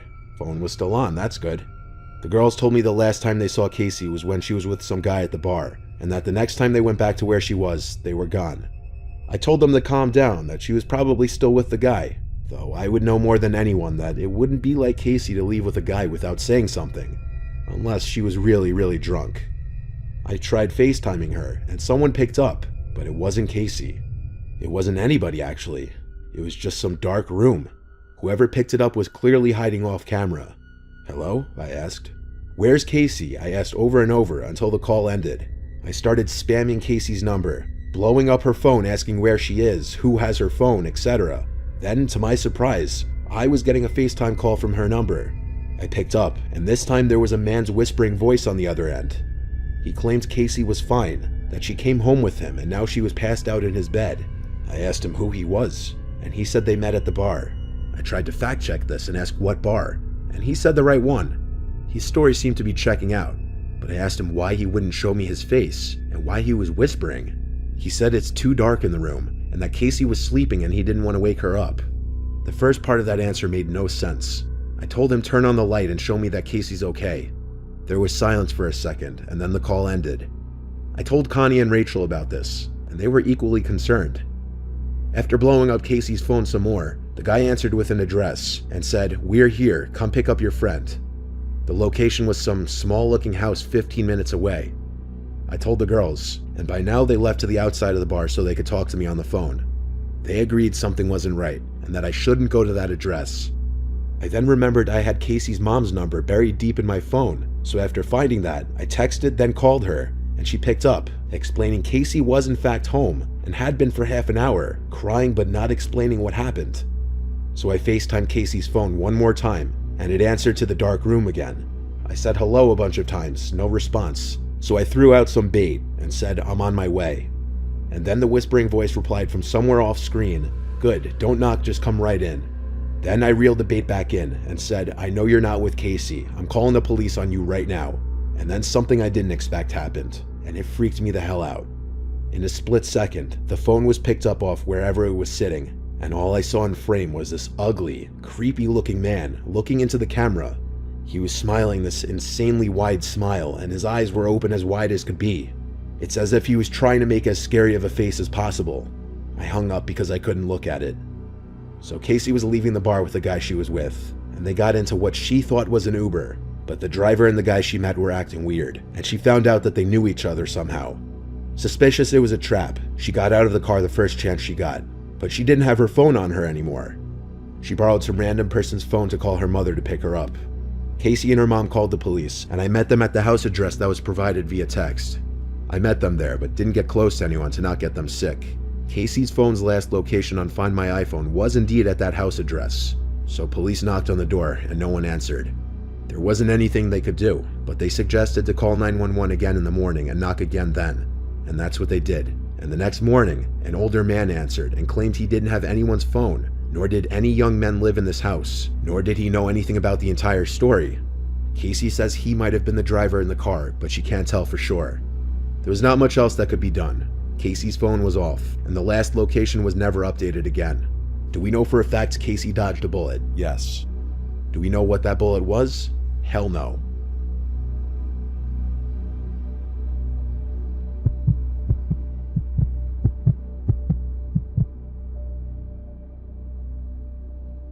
One night I was home alone with my brother. It was during a snowstorm in January. My parents were both away. My little brother was in his room doing whatever, while I was playing League of Legends on my computer. I get a knock on my door, and my little brother asks if I can drive him to his friend's house. I agreed to, only because I have a Pathfinder which does well in those snowy and icy conditions. Plus his friend only lives about 5 minutes away. So we left, and I was back within literally 15 minutes. I entered the house as I left it, quiet and empty. I went back to playing League on my computer. I FaceTimed my friend Jay, who was also playing. I would always do this and lean my phone on my monitor so it would be facing me and I could see the screen. This went on for a solid hour or two, before I heard a sound from downstairs, and I assumed my little brother got a ride back. Or hell, I assumed it was maybe our cat. I didn't go down to check though. A few minutes later, when I least expected it, Jay suddenly said, "Mark, I think your brother's sneaking up on you." I turned around but didn't see anyone. "What are you talking about?" I said. And he said he saw him peering around for a second from behind the wall. Now, to explain the layout of my room a bit, my bedroom is a loft, and there's a dividing wall that separates the stairway from the rest of the room. That wall was where Jay was claiming to have seen my brother peeking at me. So I called my brother's name, and he didn't answer. I went over to check the stairway, and he wasn't there either. I wasn't sure if Jay was joking around or not at first, so I pressed him, and he kept saying he wasn't lying. So I left my room to check the rest of the upstairs. I checked my little brother's room first. His lights were out and his door was shut, so maybe he wasn't home. I checked my parents' room, and then the spare bedroom, also nothing. Plus, the front door to the house was still shut and locked. So at that moment, I was thinking Jay was trying to scare me, or he just was seeing things. Then I realized our cat Sunshine wasn't anywhere to be seen, and maybe she was the one who made the noise. I went down to the den and found her hiding in the corner behind one of the couches. That was odd behavior for her, and it made me more paranoid. Then I heard something. And you know when you're in a dead silent room with someone else, you can just hear their movements. Like the slightest thing even, just the sound of the cloth of their clothes rubbing on something. I heard that slightest bit of sound from behind the sectional couch in the corner of the room. I stood up and got just one step closer, and I heard a slight exhale.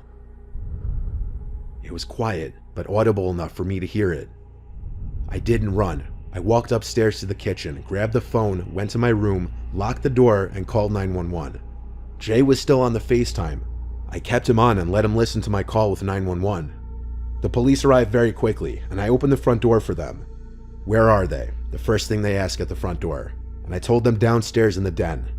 The police started shouting, making their presence known, and I didn't see it happen, but they found the intruder with his hands up behind the couch in the same spot I heard him. It was a white male in his mid-20s. He had a large blade in his pocket that God only knows what he was planning on doing with. Thank God he didn't hurt our cat while he was down there. Sunshine hiding all scared like that also may have made me stop and listen for that 5 seconds that I did.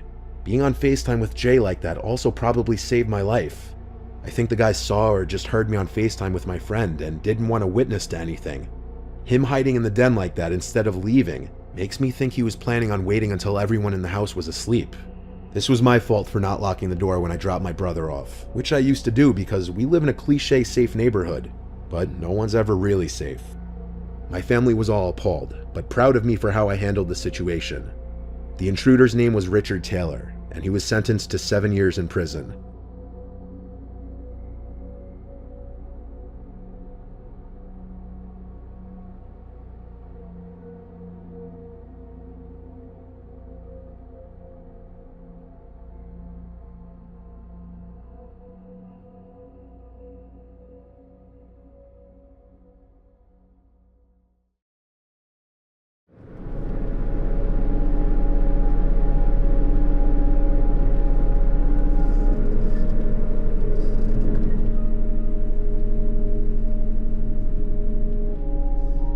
I've been a trucker for varying companies for 10 years.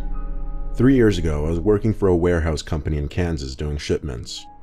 I usually drove a semi, which is what I was behind the wheel of on February 2nd. It was a cold Monday, so the week was just starting and a lot of loads needed to be shipped, so I was trying to bang it all out quickly. I started driving at 3 p.m. and intended on getting to the destination that same night. I didn't want to have to pull off on the side of the road somewhere to sleep. I did around 5 above the speed limit after 12, which is fast for a semi. I was starting to feel very tired, but the destination was less than an hour away, and I figured I could do it. My eyes were getting dry, and it was starting to become a chore just to keep them wide open. I splashed some water on my hand and then rubbed it on my face. It helped a little bit in waking me up. My truck was the only vehicle on this road at this hour, so besides my headlights, the road was completely dark. I remember reaching to take a sip of my water and almost spitting it out when I saw a figure approaching fast up in the distance. I hit the brakes hard, and as the truck slowed down close to a halt, I could better distinguish the features of this person almost standing in the middle of the road. He seemed to be wearing all black with some kind of black scarf wrapped around his neck, and he had an unnaturally long neck. I know it's a weird thing to pick up on, but it was almost freaky looking. His face itself, however, was a complete blur. I couldn't make out any features. As my truck slowed down and got closer to this mysterious man, I was about to roll down the window to ask if he needed a ride, but he just turned to his left and darted into the woods. I didn't take an extra second to stop and think about it. I just pressed on the gas pedal again and moved on. Regardless of how freaky it was, I was in a rush. In fact, it wasn't even until about 20 seconds after that my heart really started racing from taking in how strange it really was. Maybe 5 minutes later, I was able to get over it. But just like that, something else happened. As I was back to my cruising speed, I saw something run across the street in front of me. At first, it looked like a big animal, but as I got closer and it crossed into the woods, I realized it looked like another person. I didn't even tap on the brakes this time, I just kept going. I kept zooming down the road, maybe even stepping on the gas a little more just because I was starting to get freaked out and wanted to get there faster. Another few minutes went by with nothing happening. However, I was getting increasingly tired, and at times I was even swerving into the other lane a little bit. 40 minutes or so left in the drive, and I didn't know if I could make it anymore. I started looking around for good places to pull over and park for the night. There was eventually a little opening on the side of the road made of gravel. I guess it was meant to be just a little parking rest stop kind of thing. I pulled the semi into it, parked it, and leaned back and rested my eyes. I fell asleep for not even an hour, just to wake up out of nowhere to the darkness. I still don't know what woke me up, but as I looked outside through the windshield, something in my gut was telling me to turn on the headlights, and so I flicked the knob and lights lit up the surrounding area in front of my truck. There was something in front of the truck though. A man. That same man with the black scarf I'd seen earlier standing on the side of the road. Now I could see his face much clearer. He had a very wide smile and his eyes were open as wide as possible, and he looked right at me through the windshield. I turned the truck on and pulled it out of that little clearing as fast as possible. I didn't know what to think. How could he have walked 10 miles from where I'd seen him last? I didn't stop again that night until I made it to my destination. From there, I fell asleep in the parking lot and woke up early the next morning. Now, the only logical explanation I could think of is that my mind was playing tricks on me because I had been seeing strange things all night. I've never heard of a hallucination being so vivid and terrifying though, and that's the part that still really confuses and scares me.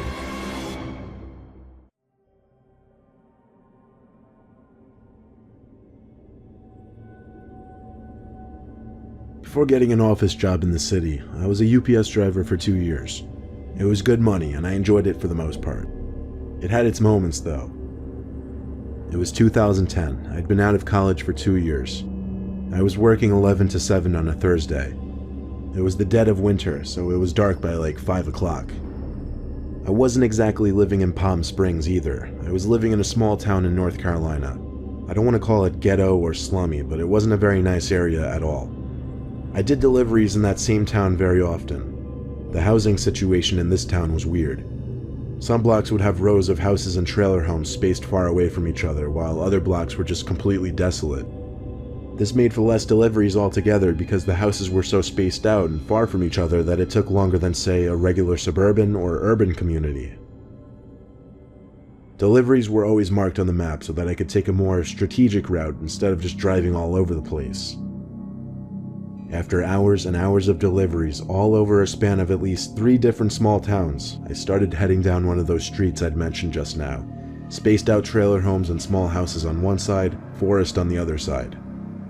It's a little past 6 p.m. and my shift is winding down with not too many deliveries left.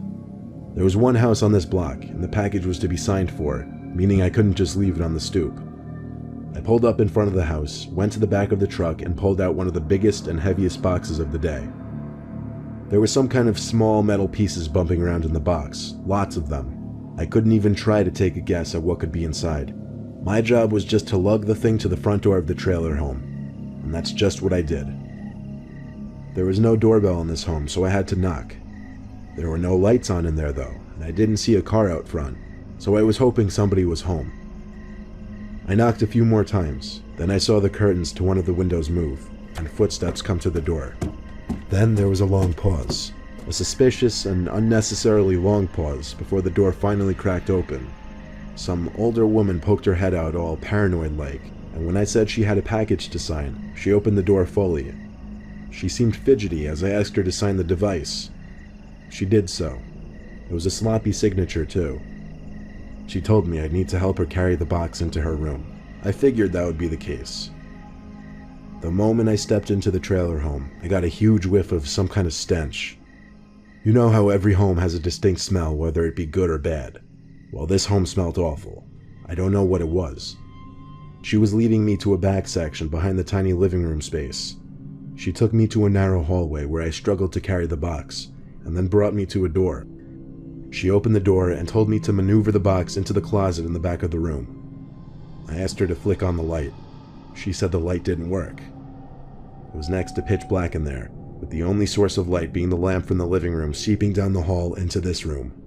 I could see just the slightest amount to navigate the box inside of the room. As I got close to the closet, I saw someone standing in the corner of the closet. I knew for certain it was a person because of the shape of the outline, and there was movement. There was no logical explanation to this. This person was clearly hiding from me, waiting. I left the box where it was and walked past the woman and said, "Have a nice day." She started to scream at me to come back and help her, then she went as far as to call me a piece of shit.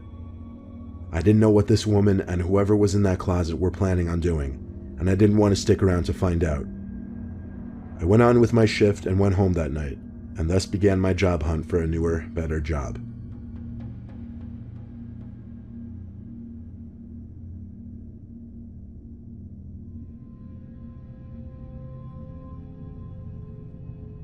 I've been a truck driver since I was 25, and I've done a lot of night drives and of course had my fair share of odd experiences. I did deliveries for a number of different types of companies. Often I'd have to drive across state to make shipments to the receiving companies or stores. One day I had to drive literally from one side of California to the other to deliver a trailer full of wooden furniture items. Much of the drive was through open desert roads. It was going to be many hours, and I already had a late start to the day, so I knew a majority of my drive would be in the dark. Given the nature of these desert roads at night, how straight they are and how little traffic there is, it meant I could push the truck a little faster than I would on other roads. This meant that when I saw the flashing rear lights of a car in the horizon, I had to hit the brakes a little extra hard to bring the truck to a stop when I finally pulled up behind the car. It was an old Chevy Impala parked on the side of the road in the desert dirt. It had its hazards on. I got out of my truck because of course I had to be a good Samaritan and check if they needed help. I walked over to the car and tapped on the window, only to get no kind of response. I bent down a little to look into the car through the tinted window. There didn't seem to be anyone sitting inside. I did the same thing for all 3 other seats and could confirm there wasn't anyone in the car. So I looked out into the cool, dark desert that the road ran through, though I couldn't see any further than maybe 20 yards in front of me. I was feeling especially hopeful this night for some reason, so I went back to my truck and got a flashlight from the toolbox that sat underneath the passenger seat. It was a heavy-duty tactical flashlight that was so bright it would hurt your eyes to look directly at it. As soon as I turned it on, it revealed what appeared to be an abandoned gas station on the side of the road. Apparently I hadn't noticed it before. I guess the reason I didn't realize it before was because the whole fill-up or parking area was basically dirt. There wasn't any concrete. There were also only 2 gas pumps. Behind them was a small building, probably an old quick-stop store at one point. It would make the most sense that whoever's car was over there would be in that building. I went to the front door, which was permanently jammed open, and the flashlight lit up a decent portion of the room inside. It was what I thought, a big convenience store you'd find at many gas stations, or at least it used to be. It was no wonder it didn't last on a road like this, though. I called out to let anybody know of my presence, and that I was there to help. There was the slightest bit of echo in the room, which gave me chills for some reason. Then I heard something, probably a shoe, scrape against the floor on the opposite side of the room, behind a few shelves that were probably once filled with snack items and drinks. I called out once again, offering my help if it was needed. Then I heard a deep, heavy whisper saying, "Get out." I understood what was said immediately, but I didn't understand why whoever said it would say that. I was also hearing heavy breathing in one corner of the room. It was enough to make me get the hell out of there in a hurry. On my walk back to my truck, this is what I heard. And there had to be at least 5 seconds of confusion. I didn't know if what I was hearing was real or not, if that even makes sense. I ran to my truck and called 911 because, to be honest, I was too scared to go back in that building. They asked for an exact location and I couldn't tell them. All I could say was that I was by an abandoned gas station on some road in the desert.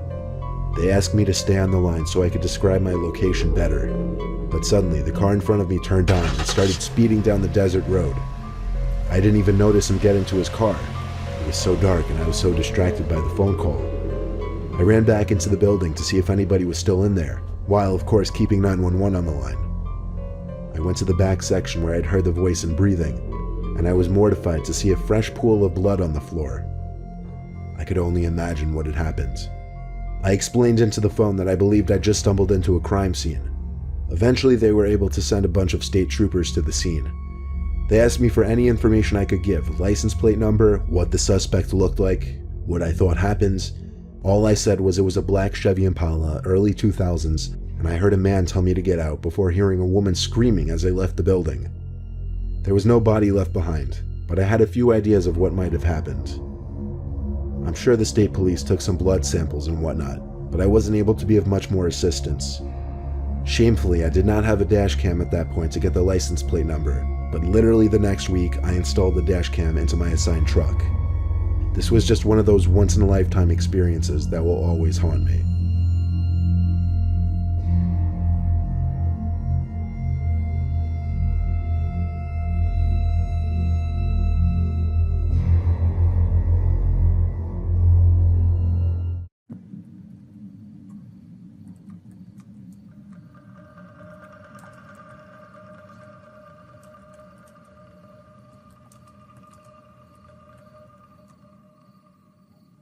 I was on Instagram browsing through my feed.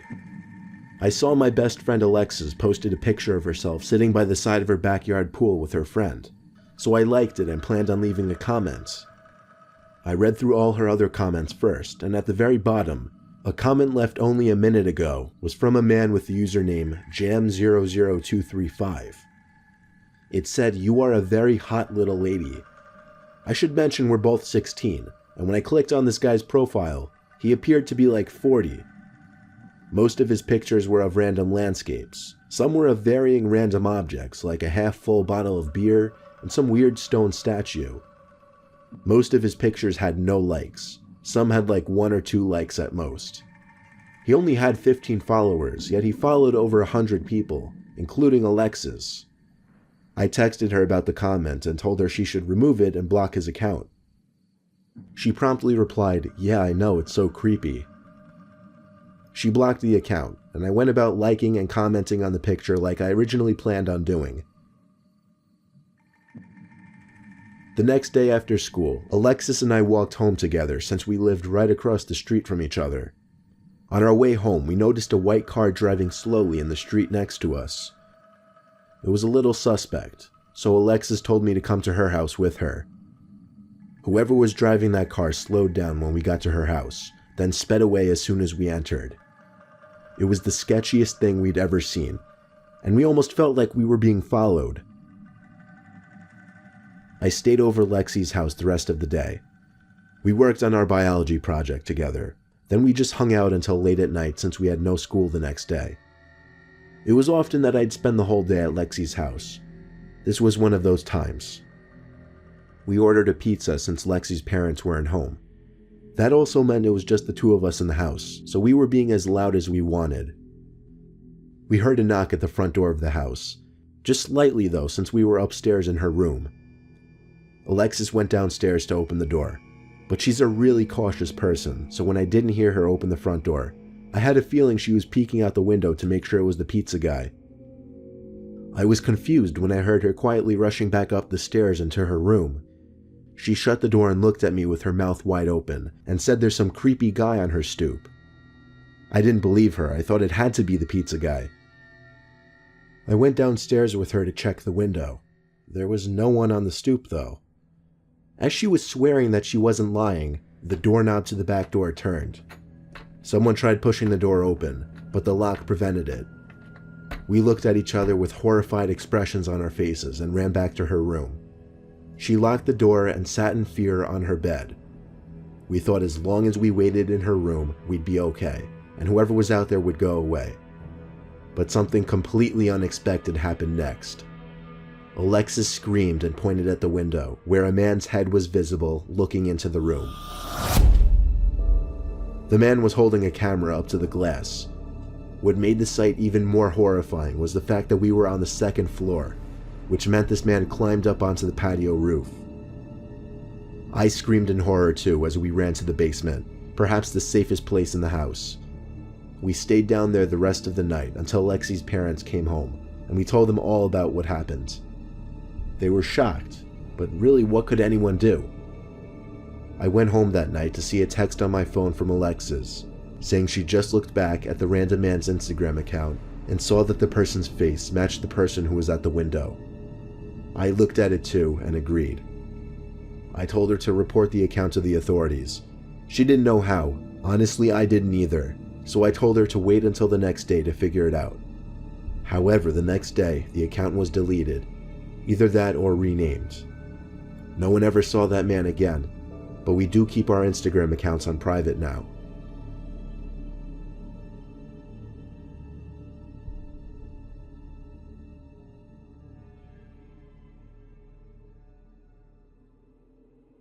My friends and I have a Snapchat group together, which means when someone sends a picture to the group, everyone gets the picture. There's 5 of us in the group: Marvin, Glenn, Joe, and Jared. One day at school, Jared told me he lost his phone and didn't have Find My iPhone on, which sucked for him, but oh well, what could we really do about it? The rest of us continued about our daily lives. I was at the gas station and saw a funny-looking guy who looked like he didn't know how to use a gas pump, so I thought it would be funny to sneak a quick video of him and send it to the Snap group that I had with my friends. I got home and checked Snapchat and saw the snap was opened. I checked which of my friends opened it and was kind of surprised to see Jared's name under the opened list. I texted Jared asking if he found his phone, but the text never said delivered. I asked all my other friends if they'd spoken to Jared about his phone. Joe said he was hanging out with Jared as we spoke. He also said Jared did not find his phone.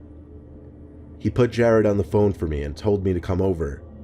When I got to Joe's house, he and Jared had already thought to look at the snap map to see that the location had not been turned off, and it said whoever was using Jared's phone last opened it 4 minutes ago. Its location was an abandoned construction grounds.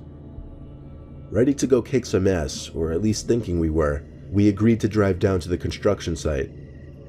Getting there was quick and easy, but hopping the fence and navigating in the dark was a different story.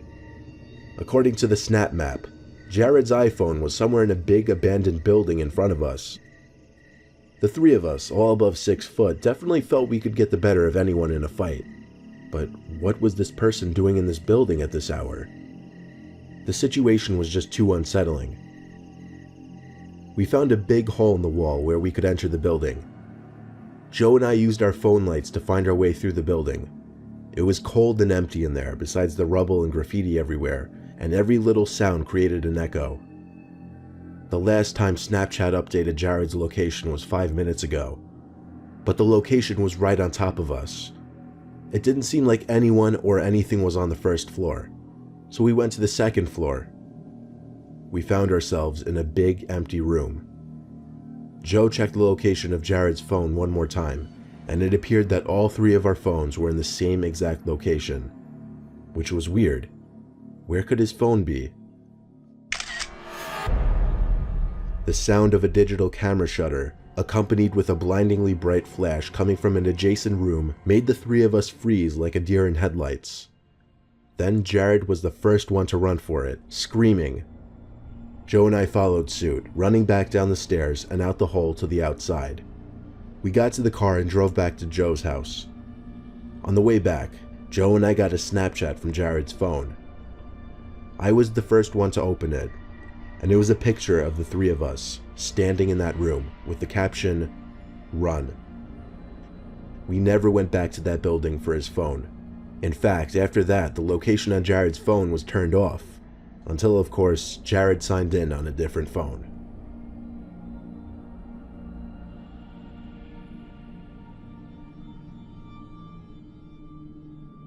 All my friends were telling me to make a Tinder, so I figured why not.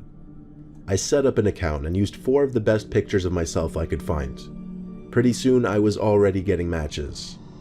I sent a message to just about everyone who matched me on the first day.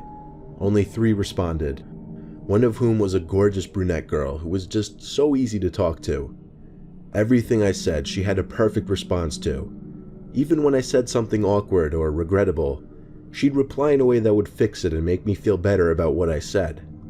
I quickly got her number. I was a little disappointed to see green text instead of blue text, meaning she didn't also have an iPhone, but we quickly made plans to meet up that same night. She wanted me to come over to her place to hang out. I was okay with that. It said her house was 20 minutes away on my phone. I left around 9 p.m. and pulled up to the address. Apparently it was a small condominium type building. Honestly, it looked kind of ghetto and sketchy. I texted her to let her know I was there. She replied back quickly saying the outside door was broken, so I'd have to enter the condo from the front door and knock on the door in the hallway. The hallways had a weird, dreary lighting about them, and the doors to the condos looked kind of worn out. It was a tiny place. There were maybe 10 condos in total in the whole building. I came to the door with the number 7 on it, the door she told me to come to, and noticed it was half open. Inside, I could see a dark apartment-like room lit up only by the blue glow of the TV that was on. I knocked on the door, making it open a little more, making the crack between the door and the door hinges slightly bigger, which allowed me to see someone standing behind the door, with their eye pressed up to the crack, looking at me. It appeared they were waiting for me to enter to catch me by surprise and grab me. I figured this out right away, so I pulled the door shut and took the few seconds of time it might buy me to run back out the door I came in and back to my car.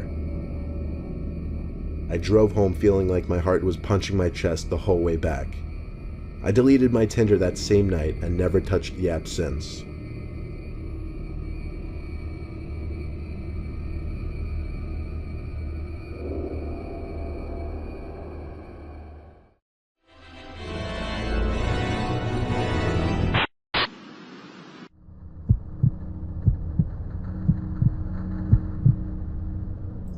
My wife and I got married in the Church of the Little Flower in Coral Gables, Florida in 2017. We invited all of our close friends and family, including the family that neither of us really liked, because that's just what you're supposed to do. My wife Allie has this estranged aunt Chelsea that no one in her family is really close with. She used to have serious drug problems. It spiraled her down a path that just led to a rift between her and the rest of the family.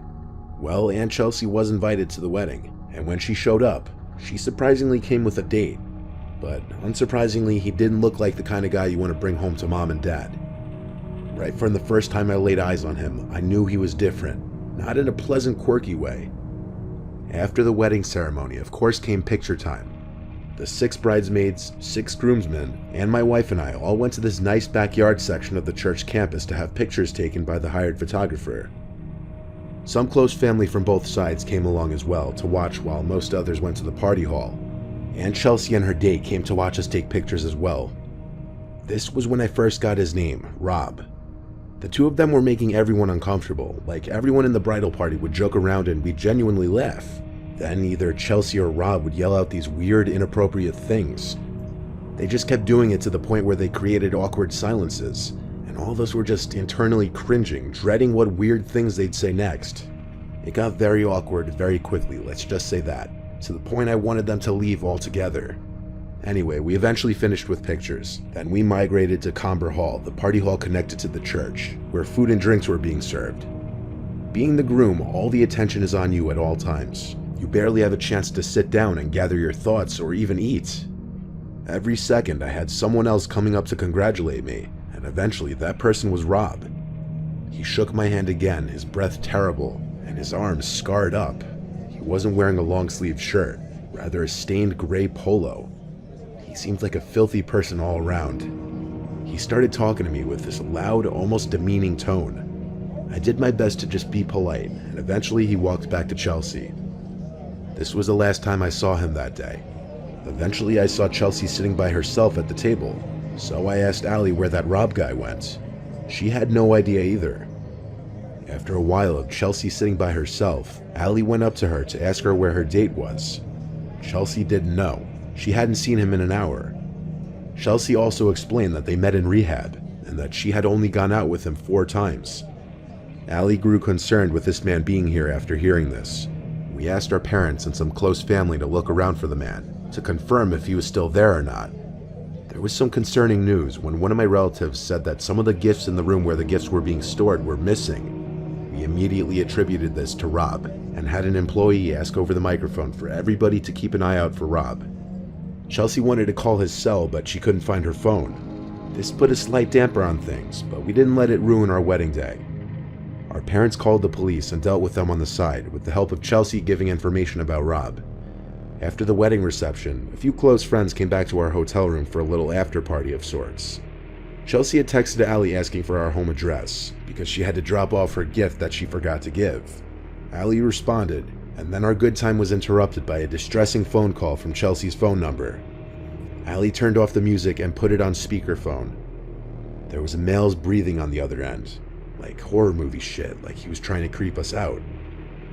Allie kept asking where Chelsea was, to no avail. Eventually the person on the other end hung up. Allie called her grandma, who was the only one close enough with Chelsea to know where she would be, and she confirmed that Chelsea was staying with her for the night. Chelsea got on the phone and said she lost her phone at the wedding, and she didn't know her Apple ID or password, therefore she couldn't even track it with Find My iPhone. Our best guess was that it was that Rob guy. We were now concerned that he knew our address and that we weren't home. We were too drunk to go home, so we asked my dad to stay there for the night and watch the house. He gladly did so. And the next morning, we woke up to texts and missed calls from my dad. He said someone kept tapping on different windows to the house, as if to be messing with him. He called the police, but they didn't find anyone. That same day, we went to the police station to see what could be done about pursuing Rob, who we suspected was the one behind all of this.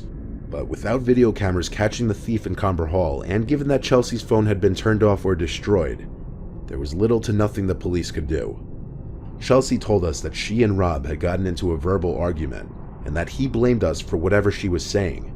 He thought we didn't like him, and in his words, we sabotaged him. This just further led us to believe he was responsible for that weird phone call and coming to our house in an attempt to scare or harass us. We never saw or heard from that Rob guy again, and we have only started to further distance ourselves from Chelsea after that.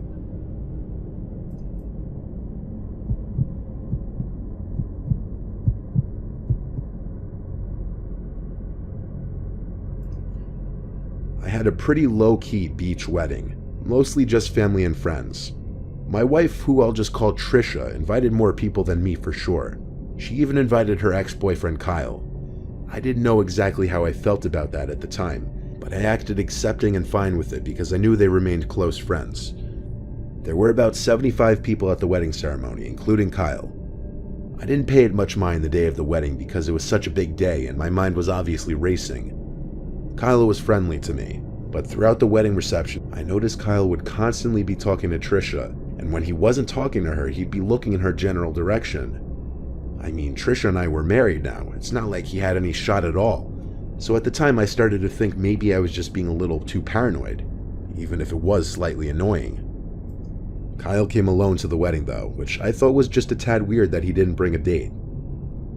My wife and I stayed in a fancy waterfront hotel that night, and the next day we went back home. A couple people who didn't make the wedding came by the house to congratulate us and drop off gifts. Surprisingly, Kyle stopped by as well. Trisha and I had recently moved into a new house together, and Kyle claimed to have stopped by to check out our new place and to drop off his gift that he didn't get to give us yesterday.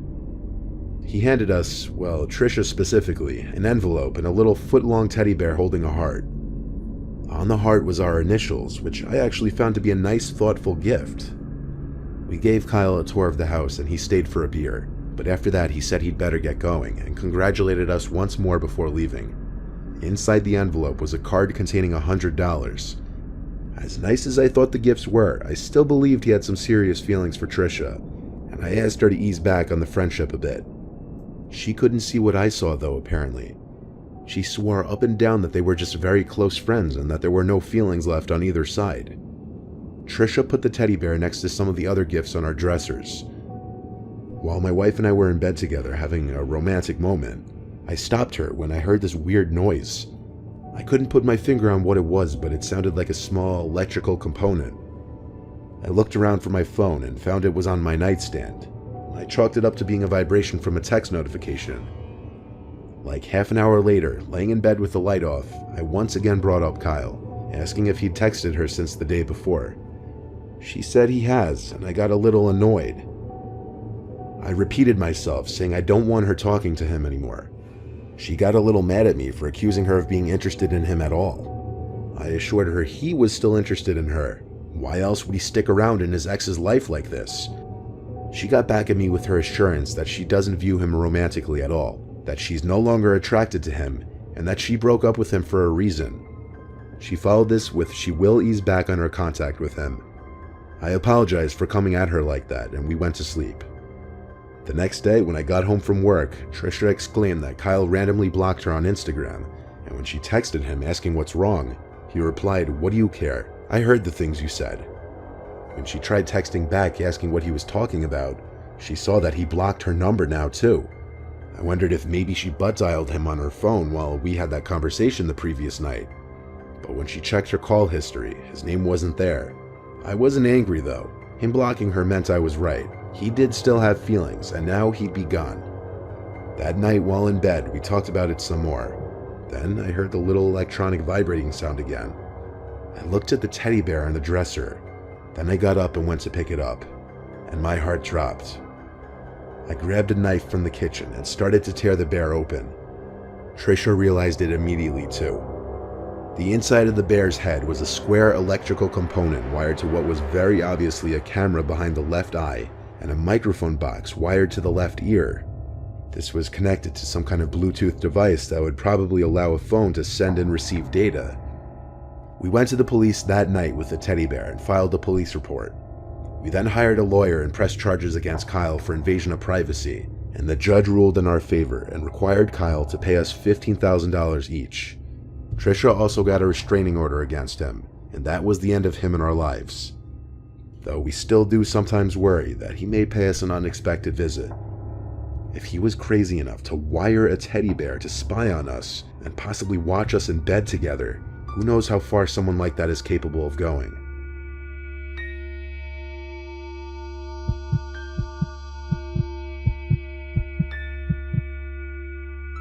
I live in a safe town, the kind of town that you can leave your car doors unlocked. Hell, you can usually get away with leaving the doors to your house unlocked. The crime rate is very low, and I live in a dead-end block. I had just gotten home from work around 8 p.m. after a 12-hour shift and was preparing a late dinner when the phone rang. The second I picked up, I heard the sound of the person on the other end hanging up. I don't know if this has any correlation with what's to come, but if it does, that's even more horrifying. On nights where I get home late, especially after 12-hour shifts, usually I'll just cook, eat, clean up, take a shower, then lay in bed watching TV for an hour before going to sleep. This was one of those nights. I was physically and mentally exhausted, which led me to making what I learned that night was a serious mistake. I was laying in bed watching The Sopranos for my third run. Sometimes I'll drift off to sleep with the TV still on when I'm just completely beat, and that's exactly what happened this night. I woke up to the TV still playing The Sopranos. I had slept through 2 episodes. I felt around the bed for the remote and turned it off. In the now freshly silent room, I was able to hear little creaks in the wood under the carpet. I felt adrenaline kick in as I looked across the dark room, and I felt I could vaguely see the shape of a very wide figure.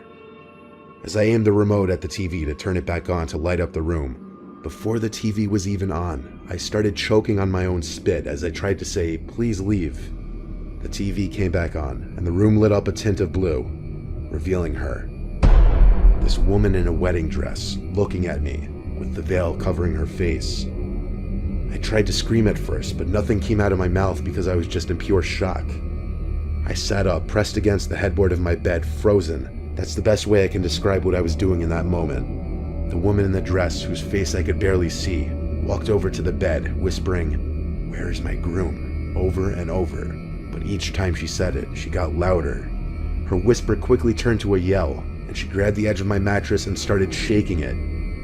I screamed back at her to leave me alone. Then I got off the bed, pushed her, and ran to the bathroom across the hall and locked the door. She followed me, trying to open the door, banging on it and repeating the words, "Where's my groom?" I yelled at her I'm calling the cops, and luckily I had my cell phone on me.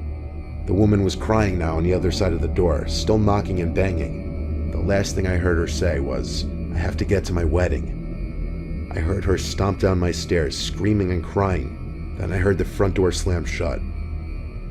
I was on the phone with 911, and I explained what just happened. I checked the living room, and she was gone.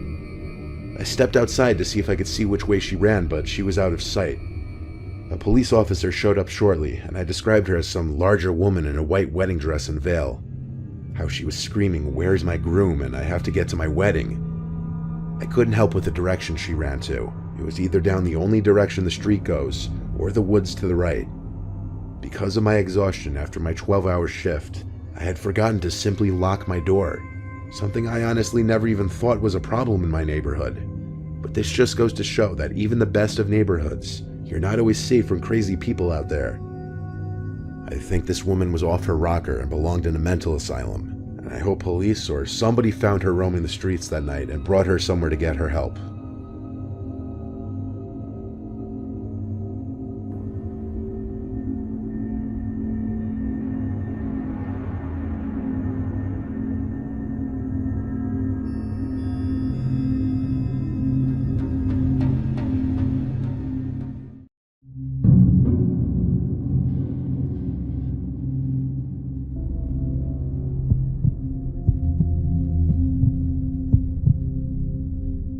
My friend Keith has an uncle with dementia. Long story short, his uncle usually lives with his grandma, but she was in Florida with some church group for the week, and Keith was going on a business trip, so while he was gone, he hired me to house sit. This included watching after and taking care of his uncle. I'll call him Uncle Nick. Keith would only be gone for 2 days. On the first day of my house sitting, I mostly just hung out in the backyard reading and tanning, or in the living room watching TV. I cooked twice. Each time I made extra food for Uncle Nick, but I never saw him come out of his room upstairs. I went up to knock on his door lightly and tell him I made food. I heard a grunting noise on the other side of the door. I assumed that was his way of acknowledging me. I never actually met his uncle. Oddly enough, we weren't introduced when Keith hired me for this little job. Uncle Nick was fully aware of my being there, at least that's what Keith said. He never left his room to eat while I was in the living room, so I went up to Keith's spare room for the night. I left the door cracked open so I could listen, and I eventually heard a door down the hall opening and unsettlingly quick and heavy footsteps moving down the hall and down the stairs. Seconds later, I heard the same footsteps rush back up the stairs and back to the room. Then the door slammed shut. It was honestly a little unnerving. Hard to explain, just the intensity of his footsteps, like he was avoiding me or something. The next day was pretty similar to the first. I made 2 meals and left the food on the counter for Uncle Nick both times. When I was laying in the backyard again, I came back in to see the plate was empty, so I guess he was really avoiding me. I went back out to tan some more, and when I thought about it, I looked up to the bedroom Nick was staying at, and there he was, looking at me through the window. I think when he noticed me, he ducked down. I felt so uncomfortable that I folded up the blanket and went back inside and up to the spare bedroom. It was okay. One more night of this and I'd be home. I made dinner that night and left him another plate. As I walked up to the spare bedroom, I noticed his bedroom door was open now. First time I'd seen that. Maybe he was becoming less shy. I went to brush my teeth and go to my room for the rest of the night to give him his space. I was having a rough time sleeping though. I just wasn't tired at all. While laying there in the dark, I heard a short creaking sound coming from inside the room, even over the noise of the fan next to me. I sat up and looked around, still able to slightly see in the dark room. I didn't see anything. More specifically, I didn't see Uncle Nick. I was getting paranoid, honestly. Why was I becoming so creeped out by him? I lay back down on my side, facing the wall next to the bed. I ignored the little sounds I thought I was hearing in my head for the most part, but when I heard a very faint groan, I sat up and turned off the fan to listen. I heard breathing. I turned to the far right side of the room by the desk, and there he was, sitting on the desk chair, turned to me. I screamed in fear, and he came up to me going shh and covered my mouth with his hand. In the moment, I thought he was trying to suffocate me, so I pushed him off of me and ran to the nearest bathroom to lock the door. I listened as I heard his manic footsteps rush back to his room and slam the door. My heart was pounding inside my chest. I called Keith and told him about it. He sounded like he wasn't even that shocked. That's the scary thing. He told me it's best I sleep in the bathroom with the door locked. And when he said that, it said to me that his Uncle Nick is potentially dangerous, which scares me even more. I slept maybe 3 hours max that night on the bathroom floor, and in the morning I quickly packed my backpack and waited out in the backyard for Keith to return. He paid me extra for what I had to deal with, and I suggested he get his uncle some serious help, because I think he has more than dementia, and I still don't know what his intentions were that night.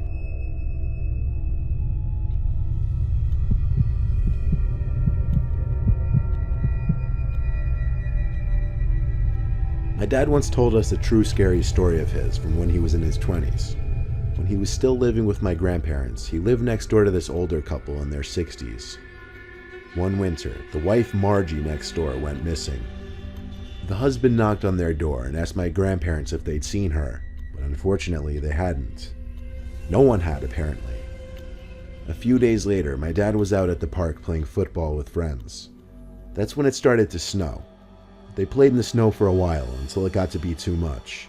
Then they all went their separate ways back home. When my dad got home, he realized his parents were gone. My dad started the fireplace and went to his room, which was adjacent to the living room, to throw his stuff on his bed. Then he went to take a warm shower. When he got out from the shower, He thought he heard humming from the living room outside the bathroom. He opened the door a crack in his towel and said, "Mom?" The humming stopped, but a creaking sound continued. My dad threw on his clothes in the bathroom and walked out into the living room. There in my grandpa's old rocking sofa chair was Margie from next door. She looked straight at my dad and said, "It was so cold I needed to get warm." My dad ran next door to get the husband, but when the two of them returned to the living room, the sofa chair was empty and Margie was gone. The two of them searched the whole house together, calling her name, but she wasn't there. Now, this much of the story was enough to creep me out already when my dad told it to us, but it didn't end there, and the really scary part didn't happen until the next day, when Margie's dead body was found in the man next door's crawl space, where she apparently tripped and sliced her head open on a sharp object. He only found her because the smell became so unbearable he smelt it from the garage.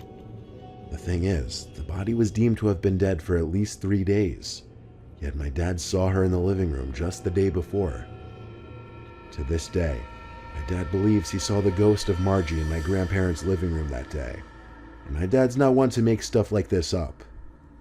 When he first told us this story when I was 9, let's just say I didn't get much sleep that night.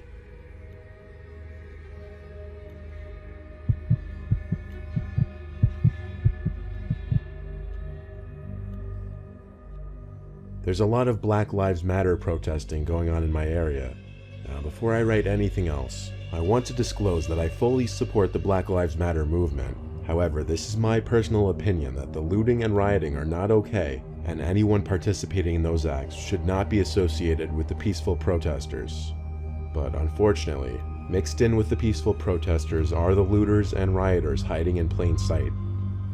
A few nights ago, many stores and houses in the town next to mine were broken into and robbed, and a lot of car windows were smashed.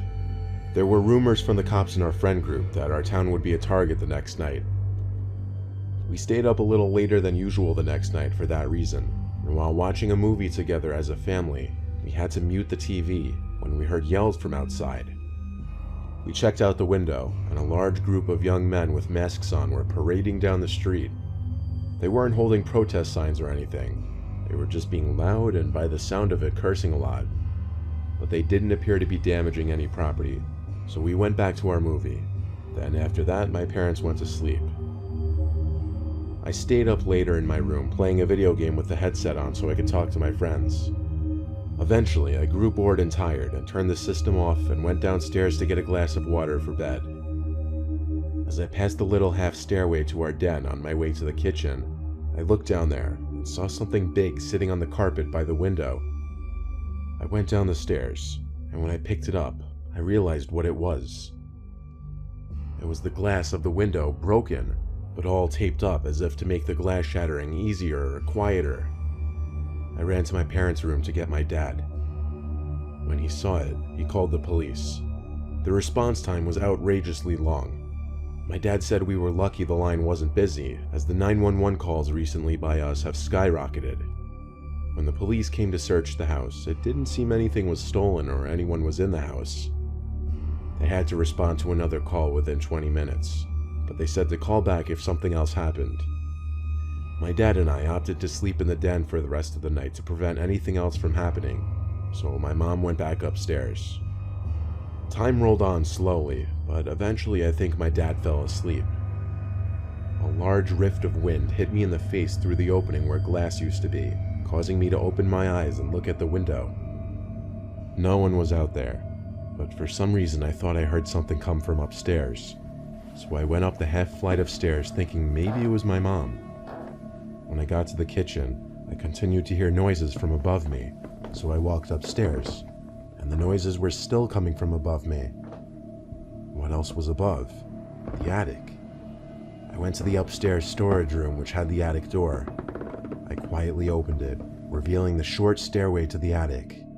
This is when the noises stopped. I didn't flick the light switch on, I just tiptoed halfway up the stairs to listen. That's all. The heavy silence was terrifying, considering I knew I was hearing noises from up here just a second ago. I waited on one of the middle steps to hear something. Then I felt the hairs on my head being moved. Someone's fingers started running through the curls in my hair as I heard this deep, short, cackling sound. I let out a cry for help from my dad, as all the confidence immediately left my body and I was overcome with horror. I ran out from the attic to meet my dad halfway down at the kitchen. He didn't go up to the attic, he once again called the police instead, while we heard shuffling and thumps from above us. The cops once again came, and upon entering the attic with their guns drawn, were able to locate someone. They came out of the attic with some creepy old man with a mask on, looking at my family and I and laughing as he walked out. When the cops asked him in the back of the car what he was planning on doing, he simply admitted right away that he's seen all the looting going on the news, that he wanted to join in on the fun. He made his way to our attic because he said that's where people store their most valuable possessions. Based on the way the man spoke and acted in general, you could tell he was certifiably insane. He told the cops that he was alone. Oddly enough, he answered all their questions no problem. But once again, this guy clearly had some screws loose or missing entirely. Feeling him brush his hand through my hair like that will probably haunt me for a long time, maybe even life. And one thing is for sure, I don't feel safe going in that attic anymore.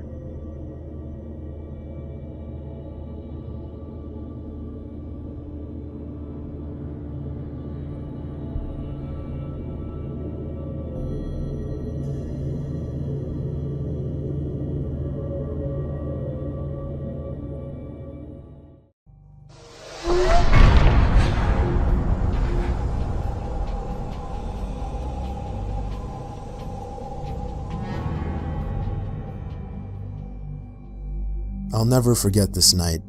The pizza place I worked at was about to close, and I was getting ready to go home when the phone rang. I was working the counter alone that night, so I was taking calls. I picked up the phone. There was complete silence, so I hung up.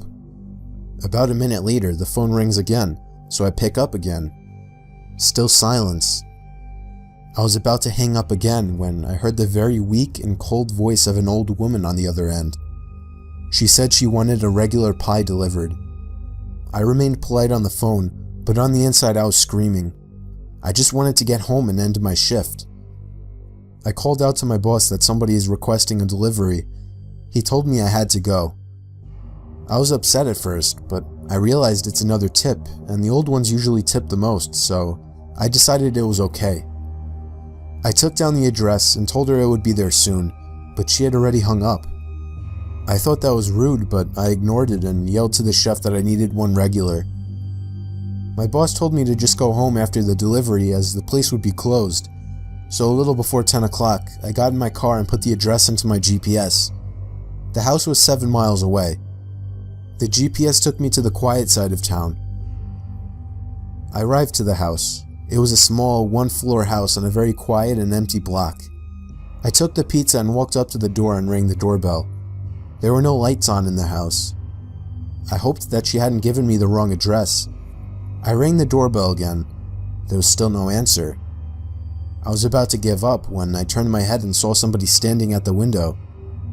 I got a little freaked out and backed up at first, but I eventually got closer to the window to see the person. It was an old woman, probably in her late 70s. She was just staring at me with a blank expression. I yelled to her through the glass that I had her pizza. She didn't react to what I said, so I screamed it louder. A big smile ran across her face. Not a pleasant, genuine smile. It was a smile that sent chills down my spine. I still remember that exact face she made through the window. I decided that I was freaked out enough and got back to my car and set the pizza in the passenger seat. I had to text my boss about this.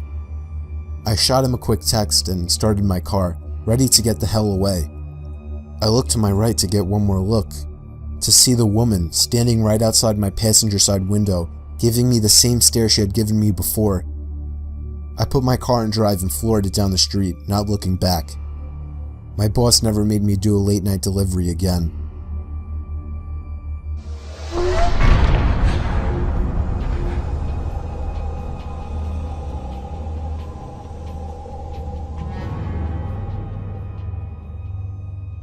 This happened 4 years ago when I was still in high school. I was told to do my last delivery of my shift. I got in my car, which was a 1999 Camry, perfect for delivering pizzas. I GPSed the address on my phone. I live upstate in the country, so all pizza deliveries were long drives. I remember the sun was starting to set, so it was probably around 7 o'clock.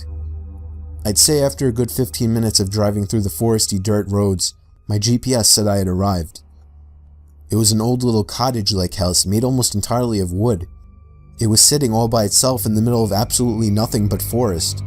The lawn was completely unkept, as the grass was almost at knee height. I was used to this kind of thing, so I didn't think much of it. I took the pizza to the front door. There was no doorbell, so I knocked loudly on the door. Within 10 seconds, I heard the sound of footsteps hitting wood on the inside of the house. The footsteps made it to the door and stopped. I started to feel uneasy.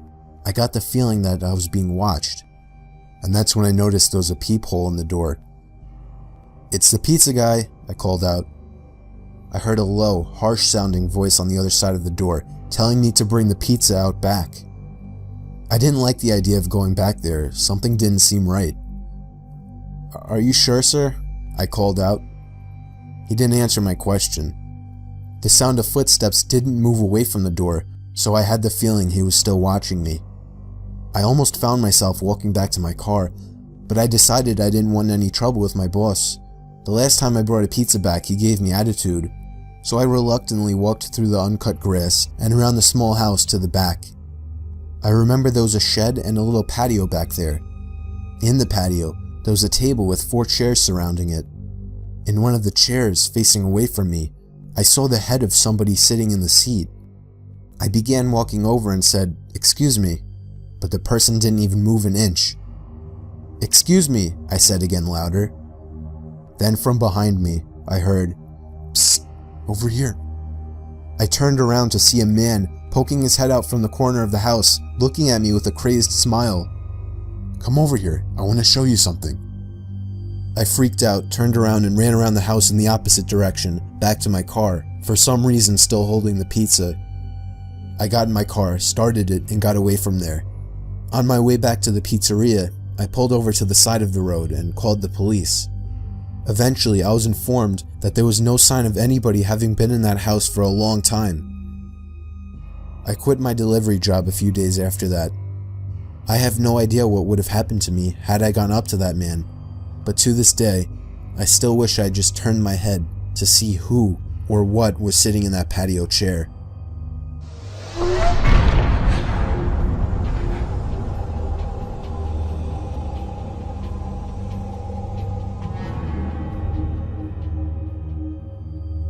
I was doing late night deliveries during this particular shift. When I worked this job, I lived in the Poconos. It was very rural up there.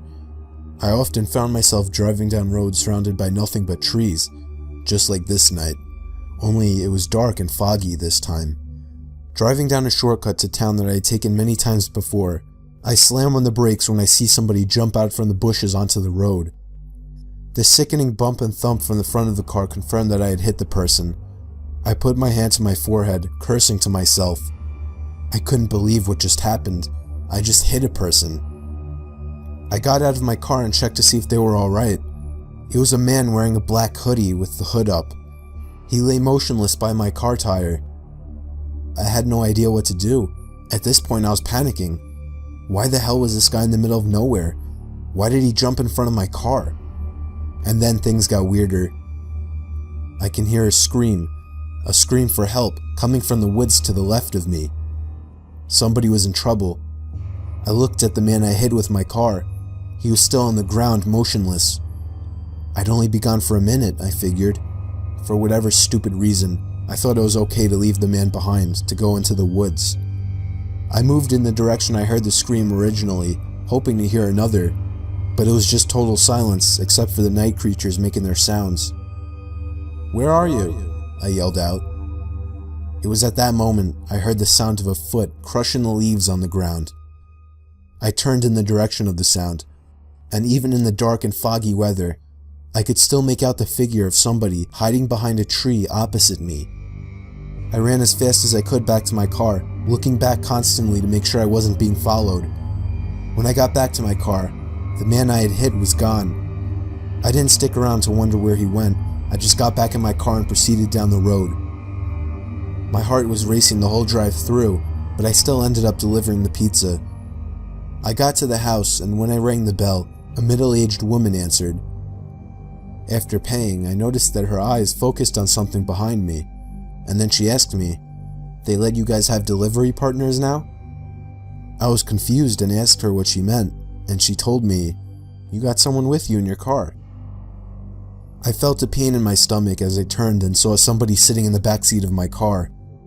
I called the cops using the woman's phone, and they arrived shortly after, but the person in the backseat of my car was already gone. The scariest thing about this whole story, the police found a blood-stained knife on the floor of my car where the man was hiding. This memory still haunts me every day, and I can genuinely tell you, it's painfully scary just to imagine how things could have turned out if I hadn't made the delivery.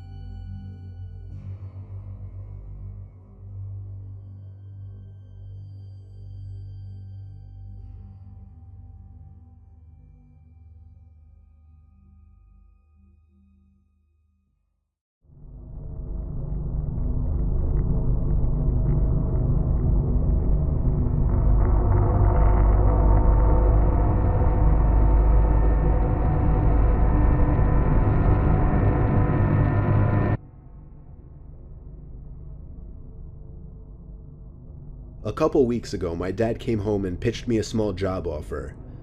One of his coworkers was going away for a few days and needed somebody he could trust to watch over his house. The reason my dad pitched this to me was because the man's house has a big CCTV system, basically a camera in every room, and then an operating desk where all screens could be watched on a big monitor. And I'm a computer science major, so my dad just always assumes that I know how to work anything technological. The man told my dad that he'd pay me $200 for the 2 days just to watch the house. Whatever that meant. My dad drove me to the house and introduced me to the man, whose name doesn't matter. The man made it seem like he preferred I stay in the upstairs room with the monitors as opposed to roaming the house all day. That was fine with me though. So when I wasn't eating, I was mostly just sitting in that room with the TV on in the background, and doing schoolwork on my laptop. Ironically, the thing I was doing the least was keeping an eye on the monitors. Night came. I started wondering where in the house I should sleep, since surprisingly, we hadn't discussed that. So I sat back down at the desk and looked at all the different rooms on the screens to see which rooms had beds or couches. I noticed something I wasn't expecting to notice though. The back screen door was open downstairs. I didn't remember it being open. I looked through each and every camera screen in a panic. In the living room, a closet door was open.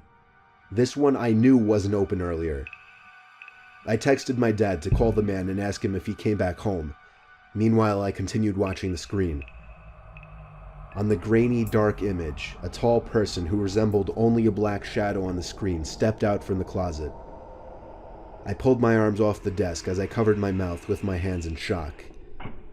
As I did this, however, my left elbow pulled some heavy object from the desk onto the floor, creating a big thud. The person in the image very clearly moved their head up to the ceiling as a response to the noise. They went for the stairs, walking up very, very slowly, step by step.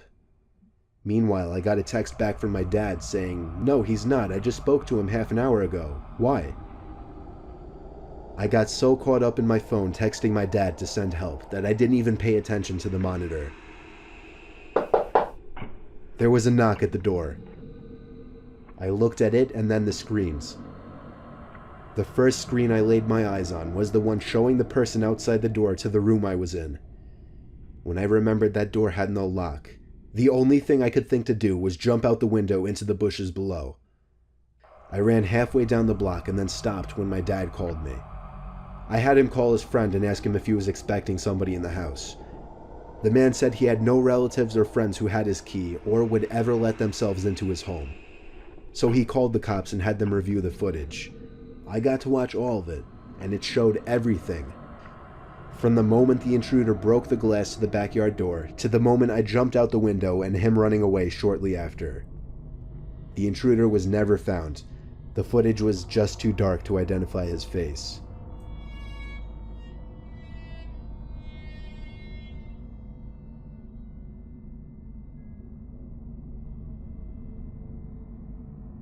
One day I agreed to house sit for a friend just for the night.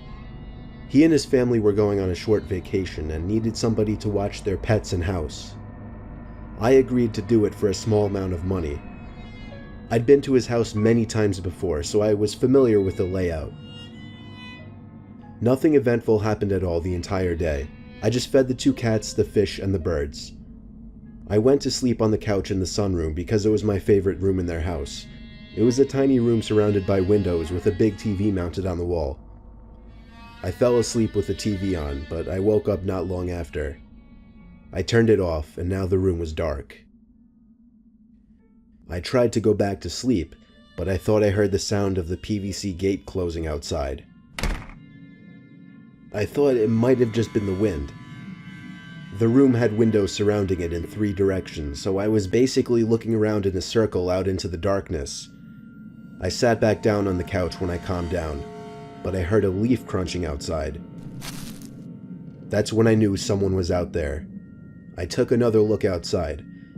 There was literally somebody pressed up against the glass to the window behind the couch. They were looking in, but I didn't know if they could see me or not. I yelled as loud as I could at them to fuck off. I'm not a big dude, but whoever this guy was appeared to be, so I wasn't going out there. Shockingly, this didn't scare the person away. In fact, they walked over to the back door and tried the doorknob. I ran to get the phone, and then I yelled into the sunroom, "I'm calling the police." Thankfully, this worked. He ran off. I didn't actually call the cops, though. Instead, I texted my friend just to let him know of an almost break-in. I slept through the night in an upstairs bedroom, locked. The next morning, my friend's family returned to find all of the tires on their sedan that was left behind had been slashed. We speculated that somebody who had it out for their family and knew of the vacation they were taking had some kind of plan to break in. But when that failed, they settled for this. That's just speculation, but still, it's the least terrifying explanation to me.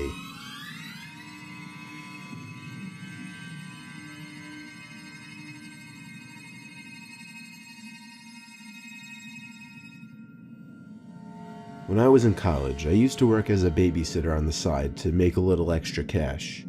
One day I saw an ad posted in the library that was requesting a house sitter for the weekend and to inquire through phone.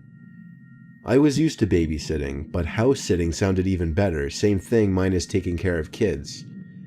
So I called the number as soon as I got home and spoke with a guy named Chuck. I met him that Friday and he showed me around the house. He and his wife eventually went on their way, and I was left alone in the house. I was given one of the spare upstairs bedrooms. I say one of because there were a few. The house was huge.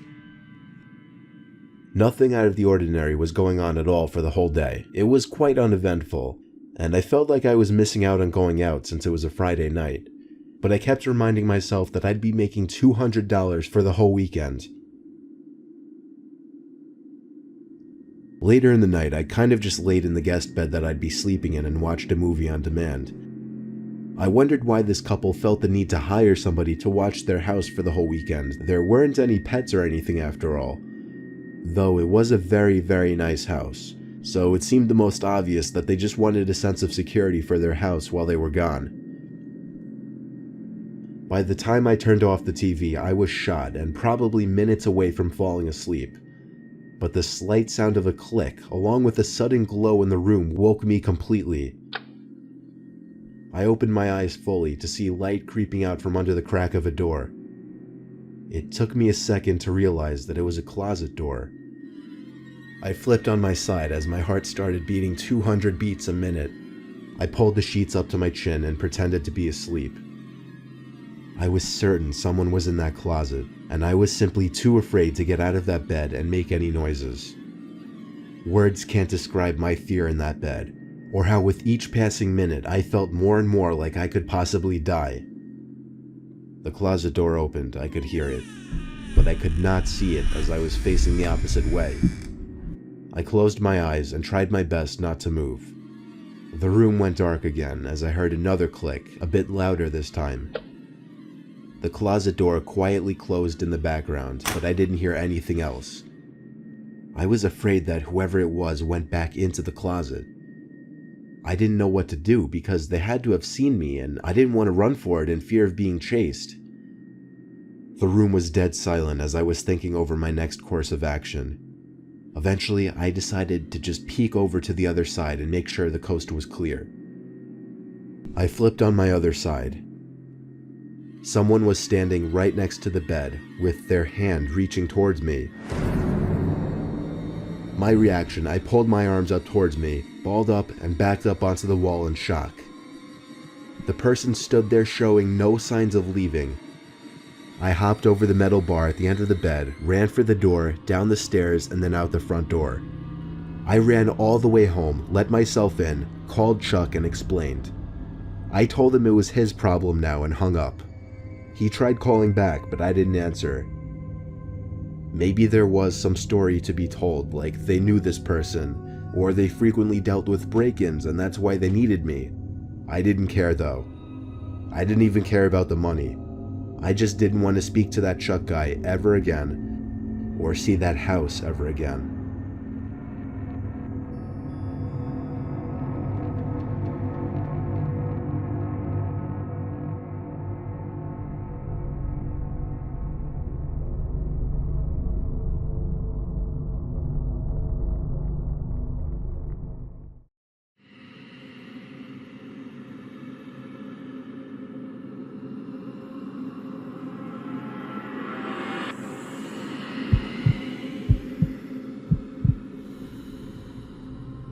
I'm 24 years old, still living with my mom and dad, along with my 2 younger siblings.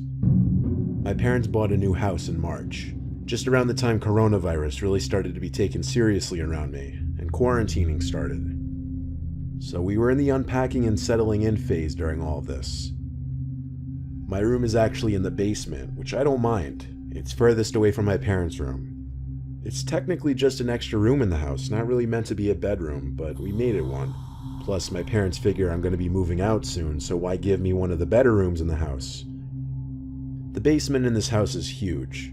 It's really cool, and I get to feel like it's kind of my own basement in a way because of my room. But right off the bat moving here, weird things would happen. Inside my room, mostly at night, I'd hear strange sounds inside the walls. I knocked on the wall and it seemed to be hollow. There's a vent in the room. I thought maybe there was an animal in the vents. I used my iPhone flashlight to get a look inside, but I couldn't really see anything. Whatever, house noises, I figured. If it persisted, I would tell my dad to look into it. I set up my Xbox on the basement TV. In fact, I usually just chill in the basement instead of my room. I used the 50-inch TV my dad set up down there. One night on the first week in the house, I was playing Warzone on my Xbox when I heard this distinct sound come from the side of the basement where my room was. It was muffled by a wall, which led me to believe it came from my room. I went to quickly check inside my room, and it was empty. I hurried back to my game so that I wouldn't die, but to best describe the noise I heard, it sounded like a heavy glass object being placed on a table or something. I figured it probably came from upstairs. Literally the next night, I woke to some weird muffled thumps. I couldn't tell if it was above my room or to the side of my room. I took my phone again and went to the air vents, but once again, even with the light, I couldn't see anything in there. I was starting to worry a small animal might be in the vents or living inside the walls. I brought it to my dad's attention, who told me to let him know if it persisted, and he told me to try to record the sounds if possible. So a few nights later, I woke up at 4 in the morning feeling extremely thirsty. My trusty bedside water bottle was empty that night, so I had to go upstairs to get a refill.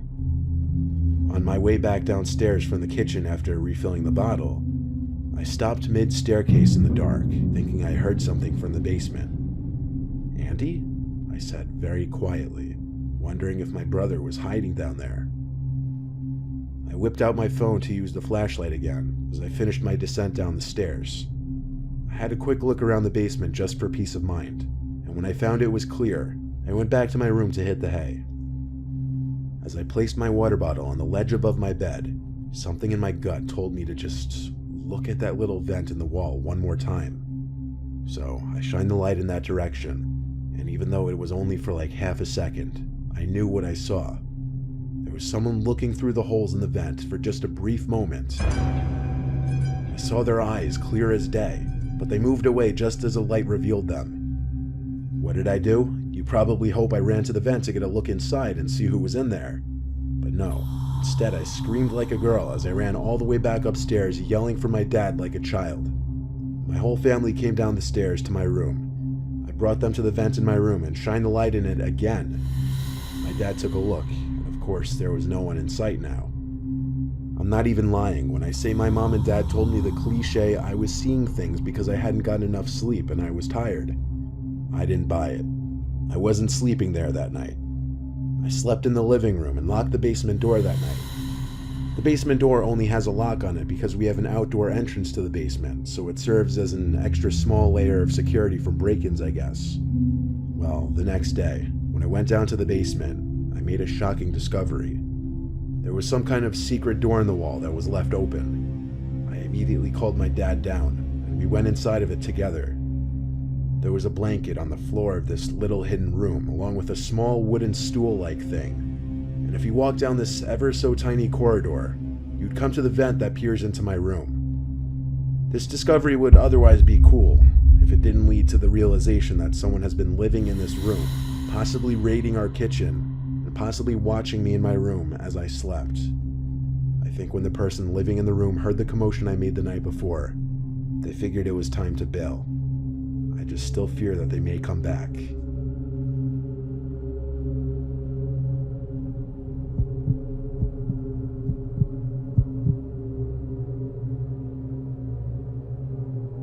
It's April 2020 as I write this, stuck in quarantine. I live in a duplex house. It's one story, but it's divided into two sections. Each side has 2 bedrooms and a kitchen, with each having its own front door. Inside the house, there's a door separating the 2 sections, and it's locked by the other side. The landlord, Jose, lives on the other side, and he has the lock switch on his side of the door. Obviously, that's not exactly a situation I've been entirely comfortable with, so I took it upon myself to install some camera I bought on Amazon. It connects to my phone to alert me when motion is detected, and I aimed it right at that door. But did I ever expect to actually get any kind of notification from that app? No. That's why when I got a notification about movement on the camera, I freaked out. I opened the app and saw in the very laggy, low frame rate video that the door connecting the 2 sides of the house was open. I was literally sitting in my car in a parking lot, heart racing, waiting. A few minutes later, I saw Jose walking through the doorway, and a few seconds later, shutting the door behind him. I was supposed to go shopping, but instead I raced home to check my apartment. But as far as I could tell, nothing was touched. I didn't know whether to confront him or see if it persisted, but the curiosity just ate away at me that night. I knocked on his front door and told him about my camera, and that I knew he entered my apartment. He admitted it right away, but he had a reason. He said he smelt a burning smell that he thought was coming from my side of the house, and he knew I wasn't home, so he had to check if I left the oven on. Given that I couldn't find anything stolen, I had to just say, okay, thanks. I mean, realistically, it was a viable reason for him to come in, right? Still, that night while I was in bed, I was